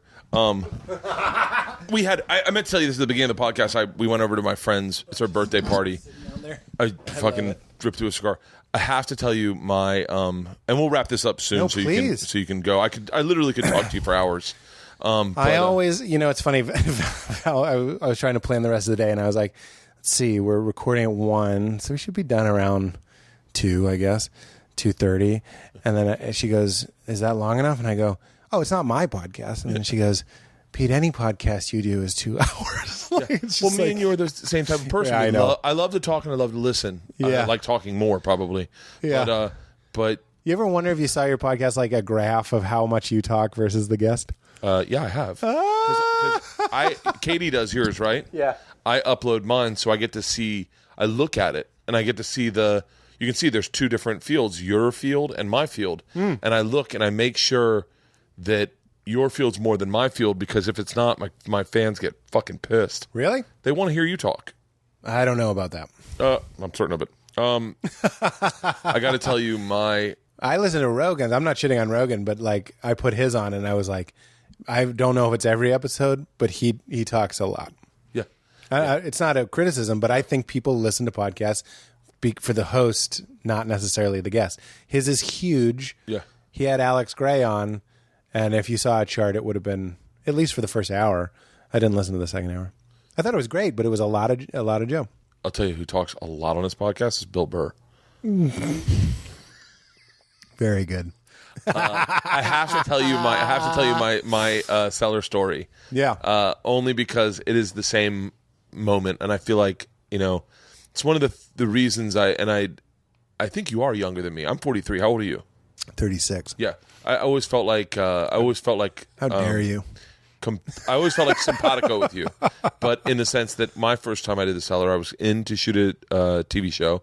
I had been on TV for a year and a half. Yeah. I had moved to LA. I had had 2 deals. I was successful. And if I came back to New York, I could still do Boston whenever I wanted, and I could do anything else, but the store was that, or the Cellar was that thing. Mm-hmm. And so I went to the Cellar to do a spot. I want to say Barry lined it up. And I was sitting with Mark Maron, and Mark Maron was the sweetest. He was also a vulnerable Maron at the time. I think he had gone through a divorce, and he was dating me or his wife at the time. Yeah, and I was doing his TV show, It was a show he had called Never Mind the Buzzcocks. So I was going to do my first set, and I went up, and the only reason that everything's inconsequential in this story, except for the fact that I told it to a group of guys one time, and I told it exactly like this, and it was ruined by it, because you remember things so much richer than they actually happen sometimes. I went down, had a great set. I get done. Manny comes up to me. He goes, Bert, you are now past. You are the best. You are amazing. As I say that, Pete Corielli goes, that's a great story, but Manny doesn't have an accent. I went, are you serious? And he's like, yeah. And I was like, fuck. I so remember Manny being like he told me I was past, I could work there. And I was like, it was the moment where you go, I was sitting across from Marin. Manny comes up, sits down. He goes, you're funny. If you want to work, you can work. Calling your spots to Esty. But I was living in LA. So I was like, Manny, if you had told me this fucking 4 months ago, I would have moved back to New York just to work this club. Yeah. But I live in LA now, and I can't. I go, but this moment is what matters to me. But in my recollection of it, Manny had an accent, and Pete Corielli just goes, that's great, Bert, but Manny doesn't have an accent. And I was like, fuck. I thought it was even better, like, he caught you, like, making the story up. Like, that's not true. Oh, yeah. Well, because he doesn't have an accent. Luckily, it is true. It's like one of the things. There's clubs I've never passed at, and I'm not, like, a regular at. Yeah. And you always want that across the board acceptance, but I think I'm at the age now where I go, you know what? It's not about what other people think about me. It's about providing for my family and being fulfilled creatively. Yeah, and making sure that I come home at the end of every day and go, that was fun. And you know what's weird though, as I kind of had that great night at the Cellar, and I've had softer sets at the Cellar since. Like, I'm just pointing out that it's not like I'm always destructo. I happen to have a really nice debut there, but there's some nights where everybody's just kind of not doing that great, and that's fine. I remember thinking, what a privilege to be 36 and to still have some dragons. It goes back to our original thesis of this entire podcast, which is the salad days and the war stories and the struggles and what I've been calling dragons. I still have dragons to go and slay. And that's a fun feeling. After I, felt accepted and got that affirmation and started working the Cellar, I got that rush that really isn't imitatable. You can't really get it from any other thing. And that's why if you're in a position, if someone's listening in that position where they have nothing but dragons, it's almost like, great, you're at the beginning of the game, you're going to start slaying some things. Start with some little ones. Start with your schedule. You slayed the dragon that you thought you couldn't just sit down and write every once in a while. That's a little dragon. You changed a habit. Great. Yeah. So, like, instead of looking around and being like, Christ, I'm surrounded, you can go like, it really is like Winston Churchill said in World War II, where, the enemies were on every side. He said, what an opportunity. It really is an opportunity to be like, great, let's fuck some shit up. Because we're running out of them, Bert. I don't know. I see dragons everywhere. No, don't get me wrong. I got some by too. the way, I am nothing but vulnerable and honest, and people can take that one of two ways, and you're more than welcome to take whatever I'm about to say, whatever way you want to take it. But the day, and like I said, I don't know how I heard about your sitcom, but I heard about it in New York, and I was like, oh, that's cool, good for Pete. Judd Apatow, that's an amazing. It's an amazing pairing, and all I thought was, I bet this is going to be really good, and all the guys I like in it. And I still have to ask you a question about that sitcom. But I was sitting at this desk, and I think I read that it got picked up, and I went, and I'm in a deal right now to do my own thing, and I thought, for the first time, it's like the opportunity where they're like, no, you do it, and we'll make it, but you do it. Wow. And I thought. And I read that and I thought, let Pete's experience be an inspiration. Let whatever you see of Pete and the opportunities that are now abounding for him, let that inspire you to want those same opportunities. And I literally sat at that desk and I was like, don't let this fall by the wayside. And I've let that happen a number of times. I've been in deals for the past 5 years or probably 4 years in a row.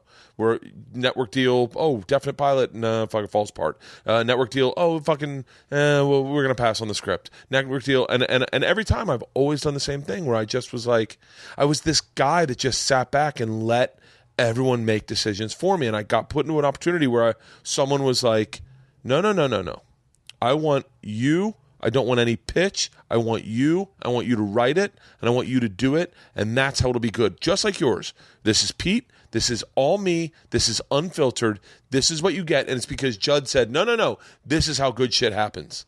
And I literally sat there and I looked at it and I thought, I was sitting at that desk and I went, fucking thank God for two things. Thank God I don't hate Pete. Because if I hated you, I just would have been like, fuck that guy. But like, I was like, thank God I don't hate Pete. And thank God this happened at this moment as I sat there on that desk to write. And I was like, I just thought of what a great day you must be having. My wife calls them, I forget my wife's analogy for them, but their day, you've earned it. She goes, you've like a day where Amy Schumer, when her movie Trainwreck came out and it was #1. My wife is Amy used to be a very good friend of ours, where we'd let her stay at our house when we were out of town. Wow! And so my wife knows Amy very well. My sisters know Amy very well. We've known her for a very long time. And my wife called me. She goes, have you heard about Amy? And I said, no. I'm going to get emotional talking about this. But she goes, have you heard about Amy? And I said, no. And she goes, oh my God, Bert. And like spewed. And I might actually cry.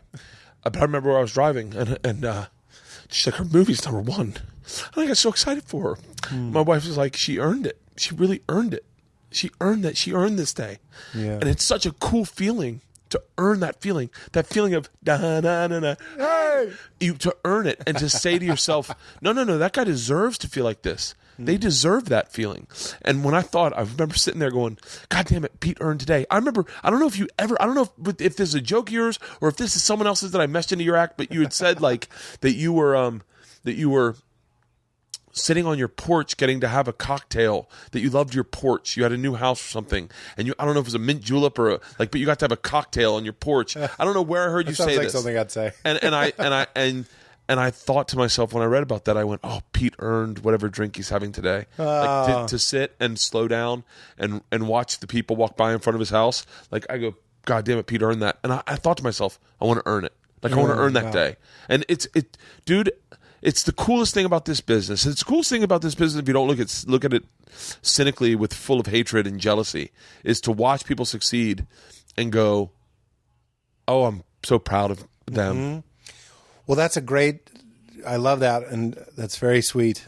And that's a great way to be in this world, not just this business, but in this world. And anybody that knows my podcast knows what I'm going to say now, which is that the other way is comedy cancer. And the people that I know that read, it kind of, it broke my heart. I haven't talked about this partly because I didn't really want to shine a light on it, but it broke my heart. Just the other day I was on a friend's Facebook page and I saw some names that I hadn't thought of in a while, some guys that kind of were in the scene when I was doing stand-up in Chicago. And I clicked around and really just kind of looking at photos. And the thing that made this really intimate was I knew their acts. Yeah. Here it is 10 years later and I can still tell you your act. Yeah. And I feel like there's an assumed love and respect, and you don't share that with everybody. And then I went to one of this guy in particular's Facebook page, and there was a thread shitting on me and shitting on my show, shitting on me getting this show. And I was like, you talk about me meditating. I literally try and think about this person while I'm meditating. And this sounds so, let's just let it sound what it sounds like. I try and love them and send them love because I know the temptation of the dark side. I really do. Yeah. And there's a power in the dark side. And not to say the dark side like they're just being evil. I don't think they're being evil. I'm just saying they're giving in to that sort of, let's band together and shit on something because we don't like it and we think this person stinks and they've changed or whatever it was. I don't really understand what it was exactly that they hated, but I know the feeling and the call towards Pete gets a show picked up, or Amy gets a movie #1, or Aziz gets on Parks and Rec and sells out Madison Square Garden, or Dane, or take your pick. lots and lots of choices to sit around and smoke the stems and the seeds of vitriol, of trying to get high off of shitting on other people. And it'll get you there sometimes. It's a high. I know it's road rage. I know, exactly. Yeah. And I know the pleasure of giving into that. And believe me, I've done that. Yeah. I certainly wouldn't do it on Facebook where somebody I know might have their heart hurt by seeing that. Tom Segura. But I understand. But the reason I call it comedy cancer is because, take that example out of it, because honestly, I don't want to even give that too much credence. But I've seen the people that shit on Aziz. I saw the people that shit on Dane. I saw the people that shit on Amy. And for the most part, they're either no longer doing comedy or they're on their way out. And it's not for lack of talent. It's because literally their vision is overtaken with cancer, with a bad lens, a bad way to look at it. When I hear you, it's very moving to see somebody's success and to go, it's like love. There's enough to go around. Yeah. Look at how many networks there are. Look at how many opportunities there are. Fuck networks. Look at the internet. That's what I'm saying. Yeah, I mean, like look at all the networks, and then look at all the networks right now that are scrambling to put out good content compared to the internet and what the internet's doing. I mean, we're both obsessed with Netflix, but just look at what's happening. You're right. There's more than enough opportunity, and it's growing and it's growing and it's growing. And I will attest that Hollywood is Smollywood, and it's crazy that once you're in, like, there's going to be work for you. Your name is going to be floating around, and it's a big hill to get over. But you need to trust that you'll get over it and keep working at it and make the sacrifices and the moves and the plays that aren't comfortable, but might maybe get you to that next place. Maybe, you know what I'm saying? But what's definitely not going to get you to the next, Judd Apatow, I've spent a lot of hours with that man. He will not talk shit. He's even, if it's good, then he's even better than me. Meaning, I'll lightly make fun of something. You know what I mean? If you want to go out, have a few cognacs, yeah, fine. I will slum it with you. Yeah. Just a little dip into it. Just a little dip. I can find the fucking weakness in everyone, and I can find a jab about everything, and I can pull apart just about anything. You know what Mike Birbiglia and I do is we'll go, what do people say about me? And we do it for each other, and it's fun. It's not a fun game for me. I'd fucking spin out. I understand. You need a special friend that can tell you delicately, but he's like, I forget, like, he was like, you're too loud. Your jokes aren't jokes. You're just kind of selling all this stuff. It was fine. And I was like, people don't think you're a real comic. You're like an NPR guy. You know, like, obviously that's not true, but there are some people that think, you know, what he does is more like a one-man show. Heartily disagree, Mike. I love you if you hear this. Obviously, you know that, and obviously, we were just spitting Mike's what other people were spitting. I'd like to get on this podcast. He's great. But only because I believe that, including what I'm doing right now, he was the predecessor of that on the road. Yeah, like storytelling, like straight legit storytelling. Mike Birbiglia. And by the way, I worked the Boston when he first came to New York and started doing sets at the Boston, and it was just stand up. It wasn't like, it was just regular stand up that anyone could have done. Yeah. But then when he turned that corner and got into hardcore storytelling is when I looked at it and went, okay, that is because I felt like I was doing what he did at the Boston, which is just telling jokes anyone could tell. And then when he was like, no, I fucking jumped out of a window, I was like, oh my God, I got crazy stories. That's right. I literally look at him in admiration. Him and Chris Titus are the two people that I got Titus on that I want to figure out how they write story. Titus was fucking amazing. Well, Birbiglia is even doing something, I think, in his most recent shows where it sucks that we can't even, I don't want to talk about Cosby, I really don't. But it sucks that when I say it's a little bit like Cosby, from the storytelling into... It's almost, there's so much stand-up in there, you forget the story's happening. Like, Mike will do a tight 10. Like, it's crazy. Like, he'll go out and it'll be a story, but there's so many set-up punchlines in it. I'd pay a cover charge to watch him do 10 minutes. Yeah, he's great. I'd pay a cover charge to watch him do 10 minutes, probably more so than an hour, because I know an hour is going to be amazing, right. But I'd like to see the way he works 10 minutes, because I have a hard time, because I'm like... He opened for Judd at Carnegie Hall, an audience still being seated, and he fucking killed it. It was amazing. And it was so kind of like still being sat that he could hear and called out my laugh. because I was dying. Yeah. I wasn't trying to support him. Let's not kid ourselves. I was being entertained. You know what I mean? And I certainly wasn't like trying to get called out, even though it was kind of a cool moment at Carnegie Hall. A little cool audience moment. I don't know where, comedy cancer will kill you. Judd, I've been at lunches with him or whatever, and I understand how cool that is, by the way. I'm saying it casually, but that's very cool. And you'll hit a lull. There are other people there, you hit a lull. So you go for the stems and the seeds, and you just bring up somebody. You play a game, like literally, like, who's the most underrated comedian? You say names. Judd says a name. I forget who he said. Oh, come on. This is that moment for that person to feel great about themselves. Who did he say? Underrated comedian. Gee, I don't know. I'm sorry. It must have been unremarkable. Because it must have just been somebody where all were kind of like, yeah, that guy's amazing or whatever. Just say Gene Pompa. Gene Pompa. I don't even know who that is. You don't know Gene Pompa? No. Oh, he's one of the most underrated comedians ever. Literally. How perfect. He's so funny. He is so fucking funny. Well, then we said most overrated comedian. This is the type of shit talking that I will occasionally engage in. Oh, yeah. Stems and seeds. Who's the most overrated comedian? And I'm not going to say who anybody said either. I'm trying to think who my answer would be. You know, it's a safe play to pick somebody that you just don't understand. Like, this isn't who I said, but like a market that you don't understand. Like, what if you said Pablo Francisco, who's kind of big in the Latino community? That's like a safe answer. Even though I've seen Pablo. I think he's fantastic. Yeah, I've seen Pablo. I did not say Pablo. No. I know what you're saying. I'm saying say a market. Just and go be like, it's just not really my thing. Yeah. Like Bruce. Yeah, pick Bruce or say Earthquake, and you'll be playing the game, but kind of on the outskirts.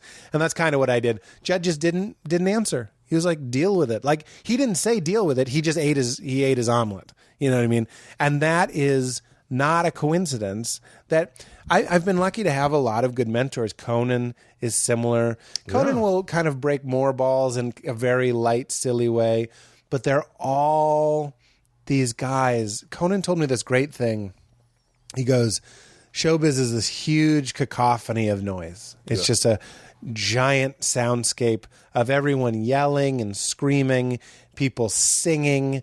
It's a metaphor. I don't literally mean singing, but you know what I mean. They're all making these different noises trying to get attention. And he said, and then there's guys, I think he said like me, meaning like Conan, that are in the corner just banging on a triangle. Ding, ding, ding, ding. And they do that as long as for years. Ding, ding, not changing it. Ding, ding, ding. Until finally someone, through all the ever-changing sound and mess and color and vibration, goes, what is that dinging I always hear? Let's go explore that consistency, that keep your head down. You're not participating in the vitriol and the shitting on everybody or the being obsessed with what's owed you or who got what was yours and who took from you. You're just ding, ding. You're doing your duty. You're doing what was imprinted on you, on your brain, on your personality, on your upbringing, on your environment, the response to all the reactions and choices you've ever made. Mm-hmm. Do that. And keep hitting that and be authentic in that instead of reading news that I got a show and being upset. Yeah. Or Aziz or Dimitri or... You've said Aziz so many times. I wish I was familiar with him at all. Well, Aziz is just huge. Aziz, I don't even know that he's huge. Like he sold out Madison Square Garden. Yeah. When you said that, I literally was like, he sold out Madison Square Garden? Like quickly. That's fucking insane. I'm not familiar with him. His show on Rotten Tomatoes, Master of None, has 100% on Rotten Tomatoes. Really? No one didn't like it. 100%. It's impossible, Pete. But that's what a lot of things have 100%. Oh. Not a lot of things. Well, then that's a different story. If a lot of things have 100%, then that makes sense. Oh, I don't mean nobody didn't like it. I've met people that didn't like the show very much. But all the reviewers skewed positive.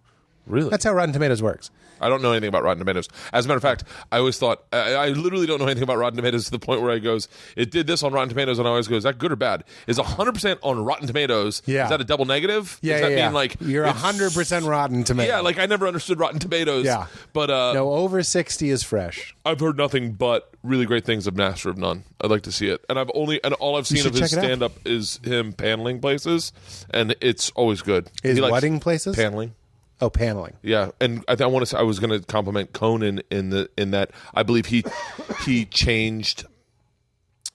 I love that he didn't go to, and I think what Jimmy Fallon does is amazing, and I really is amazing. I don't really watch. I haven't seen it, so I'm not sitting here hating Fallon. I don't really know. The same way I wasn't hating Aziz, you're not hating Fallon. Right. We're just not familiar with it. I don't watch late night. Yeah. But what Conan did was he brought back. He didn't try to chase what I'm sure everyone was saying to him. Conan, we need you to do a potato sack race.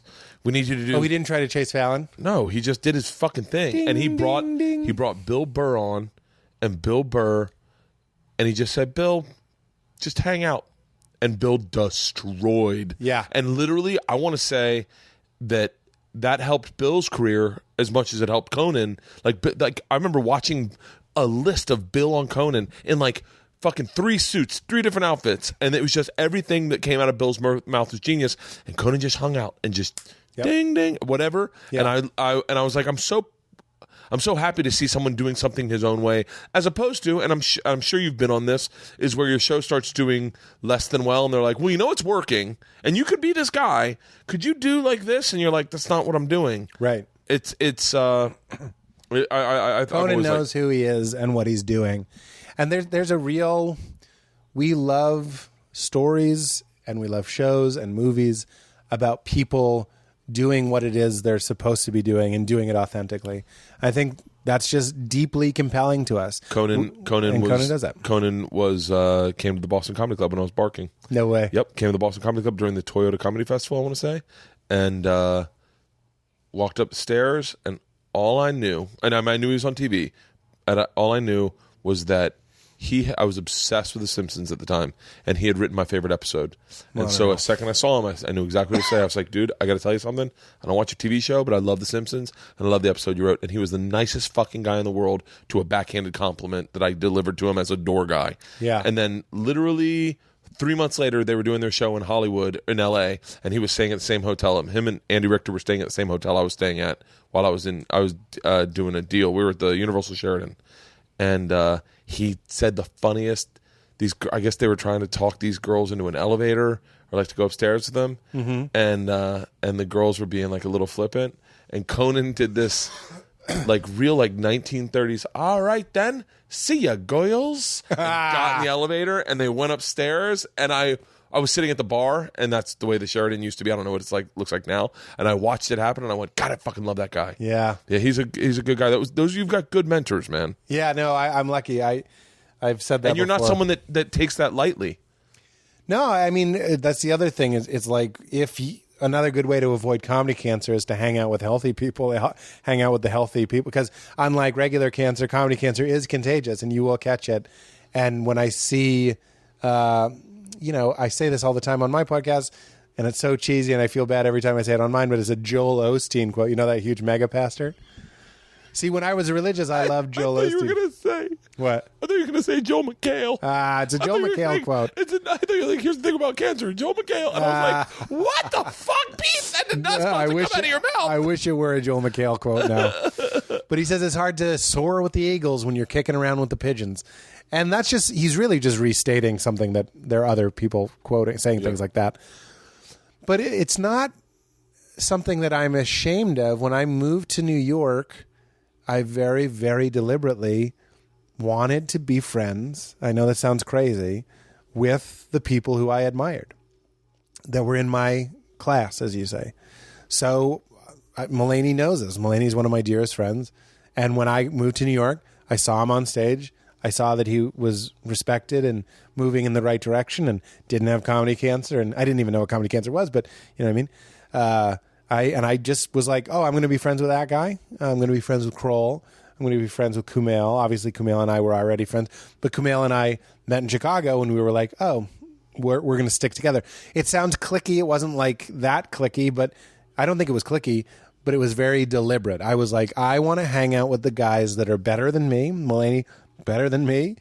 Kumail was better than me. I say was better than me. I'm just kidding. I'm not ranking anybody. I'm just saying these guys were cats. These were the cats, and I want to sit at the table with the cats. And I'm not invited to Burr and Patrice. That's fine. I'm not supposed to be there. I'm going to hang out with my group And, the reason why I don't think it was clicky is because other people were there, but they started kind of naturally falling away. Some of them would quit. Some of them would be drawn to the dark side, whatever it was. Because I remember sitting around in Chicago, and we'd been doing stand-up like a year. And I said to Kumail, and this other guy was there, I go, I'm reading this book about stand-up, and it's about Letterman and Leno and Bill Hicks and all these guys. And I said, isn't it weird that they're going to write books about us? And we had done nothing. We were at an open mic. And I was like, isn't it weird to think they'll write stories about us? And Kumail said, yeah, and meant it. And the other guy was like, and we didn't see him again. You know what I mean? Like, That's it so interesting. just kind of found its way to filter out. So there, to Mike's point, Mike Birbiglia's point in Sleepwalk with Me, a great movie if you haven't seen it, he talks about the delusion, the healthy delusion, before you're very good, believing, seeing that maybe someday I will be good, and holding on to that. Because no matter what you do, unless you're Chappelle or Eddie Murphy or something, unless you're a prodigy like Mozart, everybody's got to bang out the keys and play the sharps and bad flats and all that stuff. You're going to stink for a bit, but you hold out. I remember on stage one time, I thought this was so funny. I said to the audience, I wasn't doing very well. This place called I think it was High Tops, maybe. It was south side of Chicago. It was crazy, and there were two girls in the audience. I was the audience. And I was doing my bits, and I remember one of them was, I remember one of the actual jokes I said, I was like, I saw a road sign that said, end road work. Man, people will protest anything. That was the bet. As if they were saying, and oh God, so bad. No, I like it. I think you made me giggle. It's okay. But then I said, what's weird is, it was this weird kind of moment of clarity. I was like, I know the sounds that I would make, and I know what you would sound like if you were a big audience and I were a good comedian. And I'm saying this on stage. I'm like, I can almost taste what it feels like to kill. And I go, I know I'll be like, of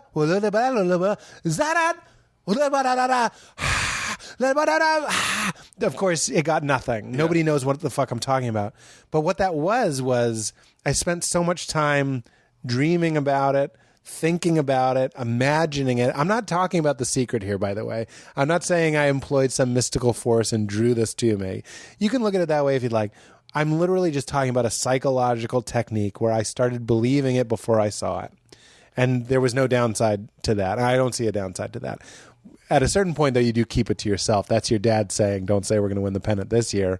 So we're all these shitty comedians with this little secret ember in our stomach still burning. It's just this little tiny flame inside going, I think this is heading somewhere. Then you go up and eat shit for 5 minutes and you get off stage and you're still like, it's okay. Just wait it out. Wait it out. Wait it out. You'll get better. I always felt, I had that moment that you had with Kumail, with Dimitri, and I said, hey, man, I said one time when we were walking to the cellar, and I said, if we stick with this long enough, we'll just be successful. And he was like, what do you mean? I said, I don't know, man. Look around. Like, all the guys that are doing it just stuck with it. Right. It's not like they're better than us. They just stuck with it. That's interesting. And I was like, and then if you get a show, you can help me. And if I get a show, I can help you. That's how it seems to work. Right. And he was like, yeah. And then literally he exploded, and I was like, did he not hear my speech? I thought, actually, I exploded before he did. I got a deal before he did. And I remember him getting a deal probably like, I was in a deal at CBS, he got a deal at NBC probably 2 years after, and he's an interesting guy. I'd like to catch back up with him. You should have him on. Yeah, I would love to. I don't even know what he's doing. I don't know anything Dimitri's doing right now. You just had a new special on Netflix. Yeah. That's all I know. Go check it out. He's so talented. And he's such a great guy. He was a really fun fucking guy. I look back at that as like going to his wedding. And well, he was a guy who wanted it. Talk about, we both have that in common, the divorce that sends you headlong into comedy. Oh, yeah. So when you, this is very colorful language, but when you sacrifice something on the comedy altar, yeah, it tends to respond to blood. Tends to respond to blood. That's a good statement. Isn't that, I don't want to encourage people to like forfeit their lives and break things off just to get better at But comedy. if you want it, that's a great way to go about it. It's the truth. But it doesn't have to be a wife, as it was with me. I can't speak for Dimitri, but it could be maybe you're a blackout alcoholic and you have to like curb that a little bit. Rich Voss. So what's that? Rich Voss. What did he do? Oh, he was I'm not speaking out of school, but I think a practicing cocaine addict. Yeah. And was So like, you I need to put that on the altar. It all in, I'm putting it on the altar. Yep. Let it bleed, baby. Yeah, he has massive parallels with you. Have you had him on your podcast? No. I'd love to hear that. Oh, wow. I'd really love to hear that. Yeah, I'd love to have him on. He doesn't leave a 3-block radius from what I can tell, but if he comes to... Where's he? Is he in Brooklyn? I'm just kidding. I thought he was at the Cellar a lot. I saw him at the Cellar. Oh, yeah. I'm sure he comes out to L.A. And Rich, if you hear this, I'd love to have him on. Who's Rich? Rich Voss. Oh, Rich. Oh, I thought you were talking to his manager. You should, yeah, Rich Voss, great. Now, I have to ask you Isn't this. it funny? Everybody calls him Voss. Yeah, Voss. He's the sweetest human being. No, I know. He was very sweet. Man, I'll say that guy, talk about enough to make 2004 Pete's dick hard for life is the fact that these guys, show respect, show courtesy. I'm not talking about, they're still above me. You know what I mean? Just because I'm doing this or that. But they'll always be above you for the rest. And me that's too. What I say to my dad. They'll always be above me. I'm bigger than my dad. I go, I'm taller than my dad, but he'll always be bigger than me. Yeah. Even though I'm way bigger than him. To the day I die, if Rich Voss ever says, hey, mind if I hop on stage? I go, I'm always going to be like, can I go first? Like, I always, because out of respect, I look at him and I go, I'll never, like, man, Rich Voss, Norton, Corey Alley, Bobby Kelly. It goes both ways. Patrice, Keith Robinson, these guys were my heroes. But this is the comedy is mafia thing that comes up a lot on my podcast, where it's a intricate but not that complicated system of respect, and respect just sounds like being nice. It doesn't mean you're always nice or whatever. There's ball breaking. But there's a gentle understanding that the guy that's been doing it and killing it. Like, I don't want to think of an example because it's going to sound disparaging, but if somebody's been killing it and doing it for 20 years, 30 years, and they're just a monster and they're great, and you barked for the club, and now let's say this fictional person has their own, they're taking over the Daily Show in this fictional scenario, that person still shows respect to the made guy. Yeah. That guy was killing it when you were in short pants. You know what I mean? So you always show respect to these guys. Like, imagine just how gross it would be if this fictional person who barked then gets the Daily Show. Again, I'm not talking about Trevor Noah. This is baloney Pachonis right now. And then acts bigger than, cooler than Bobby Kelly, or, puts him down or flaunts it in his face. It's like, you don't do that. That's a made guy. That's a made guy. Yeah. And we'll always remember you just a little bit as the runner. You just carried the cash to the car.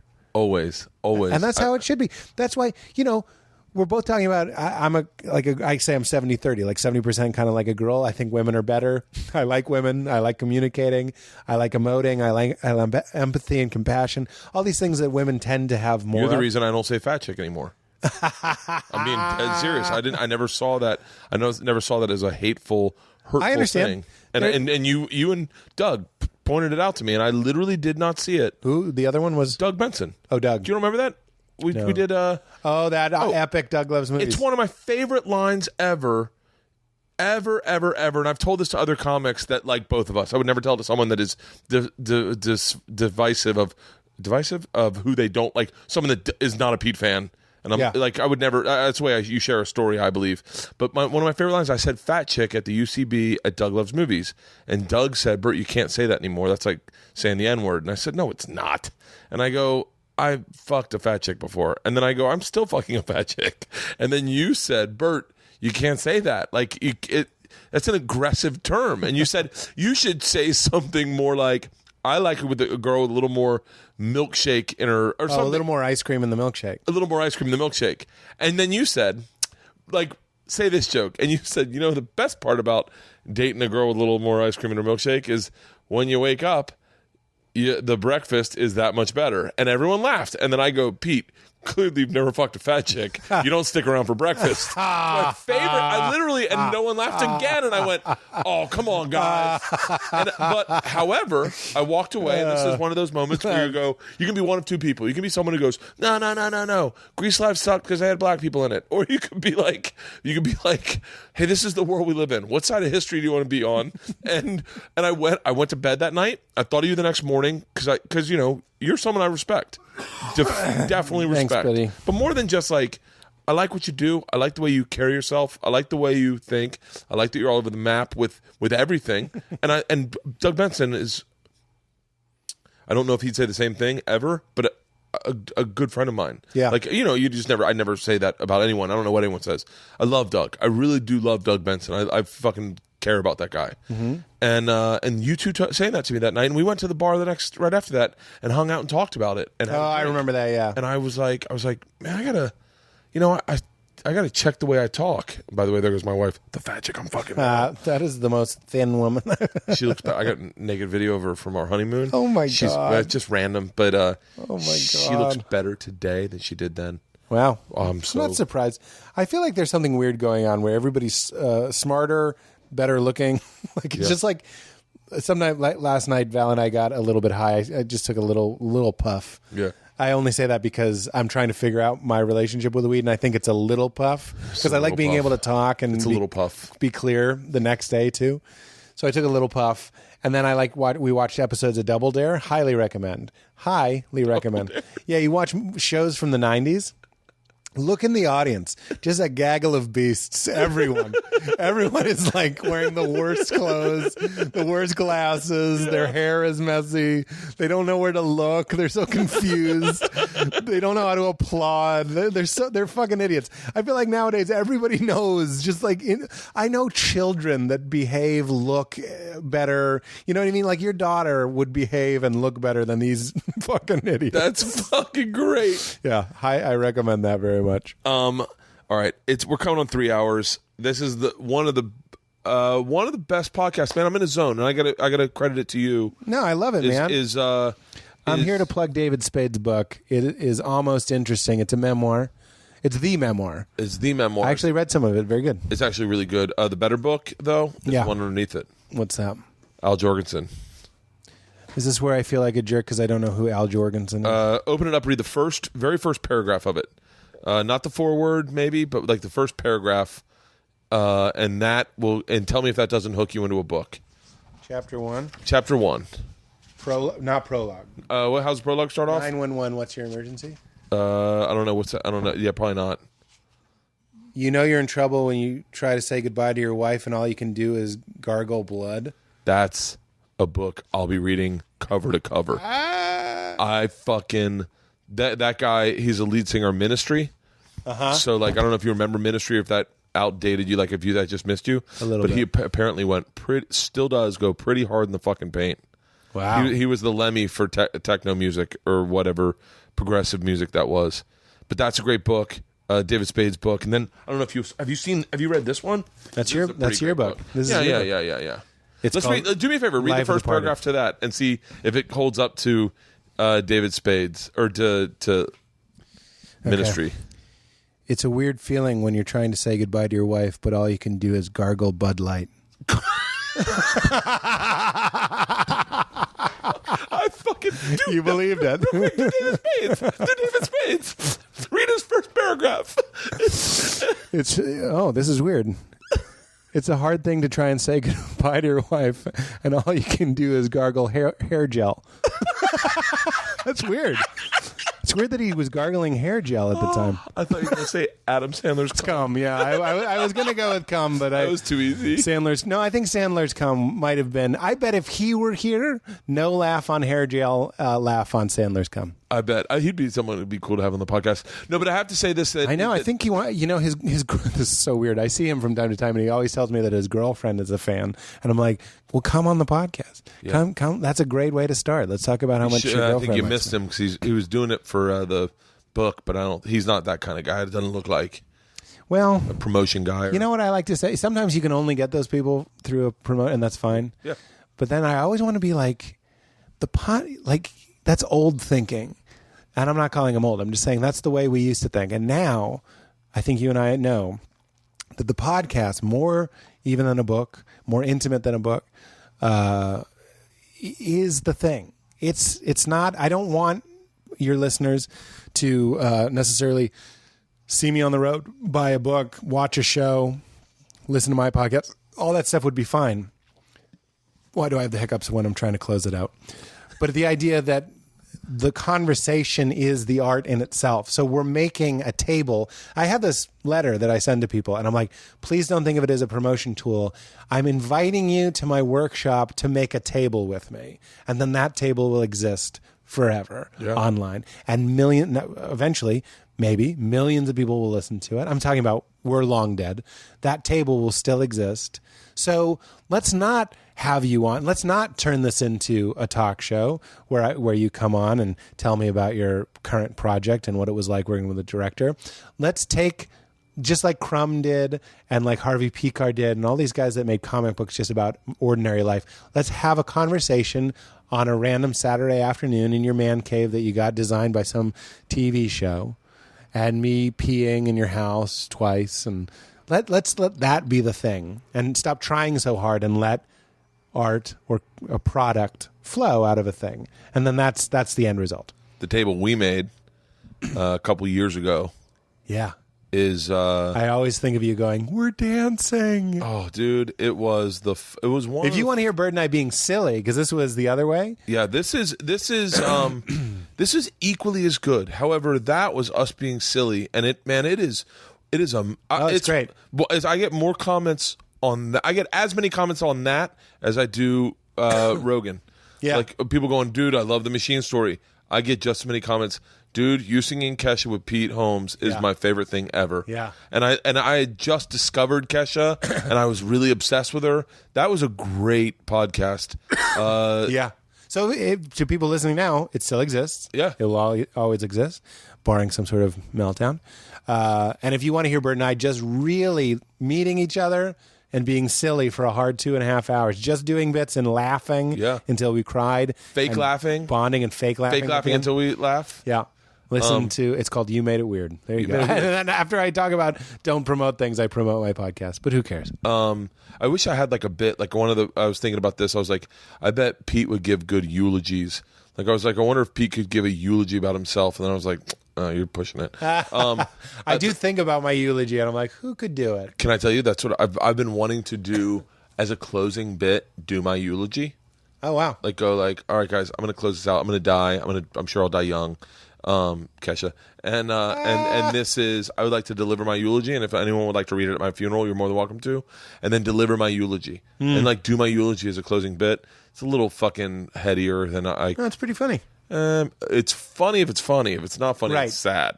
Right. He just talked about his kids. Now he's talking about his eulogy. What? The last thing I'm going to ask you. Were these on? What? The GoPro? Yeah. That GoPro's been on. But it's just a fucking wide shot of us. It's not that good. Benson says people it kind call of these. People make fun of these shoes I'm wearing. Really? Yeah. Oh, you wouldn't? Not at all. I don't endorse this joke, but people call them my lesbian shoes. Oh. I don't endorse that joke, and I love the lesbian community. Hey, I'm a hardcore lesbian fan. What in your sitcom or your TV show? Yeah. Are you going to have characters that represent Patrice and Bill and Attell and guys above you, or is it just the group you started with? No, I mean it'll be mostly people. I think mostly people playing themselves. Occasionally, we might. Again, this is all none of it's set in stone. Yeah, but we might toy with. Say it was you playing a regressed version of yourself, if that serves the story, or maybe a more advanced version of yourself, if that serves the story. Because take Kumail. Let's say Kumail were a guest on the show, somebody whose house I was crashing at, which I think it would be. We might dial the clock back a little bit, so he's not my famous friend Kumail, or would keep it current and be like, it is my famous friend Kumail. So we still kind of have to figure out that. But Big J played himself in the pilot. Everyone was playing themselves. Gaffigan, right? Artie Lang, Dan Natterman, Rachel Feinstein, Keith Robinson. All these people were playing themselves, and that's how I see it. We were the initial conceit for the show was that it took place in 2007, because I thought that was really funny. The idea that we would just barely be in the past. You know what I mean? It's not like that 70s show. It's not a period piece, but it's like, why is it 2000 so weird? But Judd had to hit a like just that 70s show. I don't know if you ever read the Judd and Mark Brazil emails Oh, I know those. Yeah, I know. Those were so good. Yeah, it's a really funny bit he does. Those were so fucking good. I agree. But yeah, ultimately, mostly just for jokes. You'd be shocked when you're riffing how often your references are something that's happening now or in the past couple of years. So that was the biggest thing that sold me on doing it currently, and I'm regressed. So I'm playing the 2007 version of Pete in 2016. That's cool. Yeah. Well, I'm really excited for the show. Thanks, man. What's the title of it? Crashing. Crashing? Yeah. It's On couches in general. That's not been approved. That's what I always pitch as the log line. On couches in general. It is. This is officially the second longest podcast I've ever done. Doug Stanhope's got number one. How long was his? 5 hours. We're not going for that. We actually stopped, had dinner with my family, and then came back and podcasted again. Wow. Doug Stanhope's. Have you had him on yet? No, I'd love to have him on. Oh, he's fucking amazing, man. He really is amazing. Your podcast is You Made It Weird. I was about to say Let's Get Weird, but You Made It You'll Weird. still find it. If you type the word weird and podcast, you'll find it. And you're someone that you could fucking literally surf online and watch 100 hours of shit you've done. Yeah, if you go to youtube.com/Pete Holmes, if you just want to be entertained. You can watch 100 hours of Pete Holmes, and it is all great. And I'm being dead serious. It is, if you want to get, if you're having a hard time in life, and this is the wrong way to pitch your podcast. After I just said we had fun and it's called You Made It Weird, but if you just want to fucking listen sometimes and listen to smart people talk about life, and if you enjoyed this, that's what I should say. There you go. If you enjoyed this, you will love his fucking podcast. This is what the podcast is. It is like is what the podcast is. Yeah. And I love that you're one of the fucking forerunners in carrying the torch. We should do this as a crossover. Do you ever do that? What's that? Will you take the material? No. Where you and I release it like on the same day. Done. Would you do that? Of course. Would you? I don't want to. I don't know what could be bad about that. But if you think There's nothing bad about it. If you think of a reason why it would be bad, I would love to release this. I have no reason. Doug Stanhope calls it a swapcast. Swapcast. Yeah, of course. I will. We will do a swapcast. You'll get the file to Katie. I'll send it and to when Katie. we end here, you have to say keep it crispy, but you wrap it up because it's your show. Or don't. No. I'll definitely keep it fucking crispy. All right, now it counts. Now it can be a crossover. I mean, it's just too good not to share. It is the most genuine conversation I've had. I've been very lucky, and man, I say this to end this. I'll say this. I'll just compliment you one more time. That's why I want to release it on mine. I need my fans to know how great you think I am. I think you're fantastic, and the fact that when your show disappeared, you didn't go into a hole and you focused on the work, and you said to everyone, I don't have a sand pedestal. I got a fucking concrete pedestal, and I still work, and I still deserve to be working. And one day, God damn it, I'll get fucking emotional again. One day I get to earn it one more time. Yeah. I fucking love that shit, man. Oh, yeah. So you're, Thanks, I'm so man. blessed to know you, man. You too, man. I love you very dearly. Thank you for having me in your house. Keep it crispy.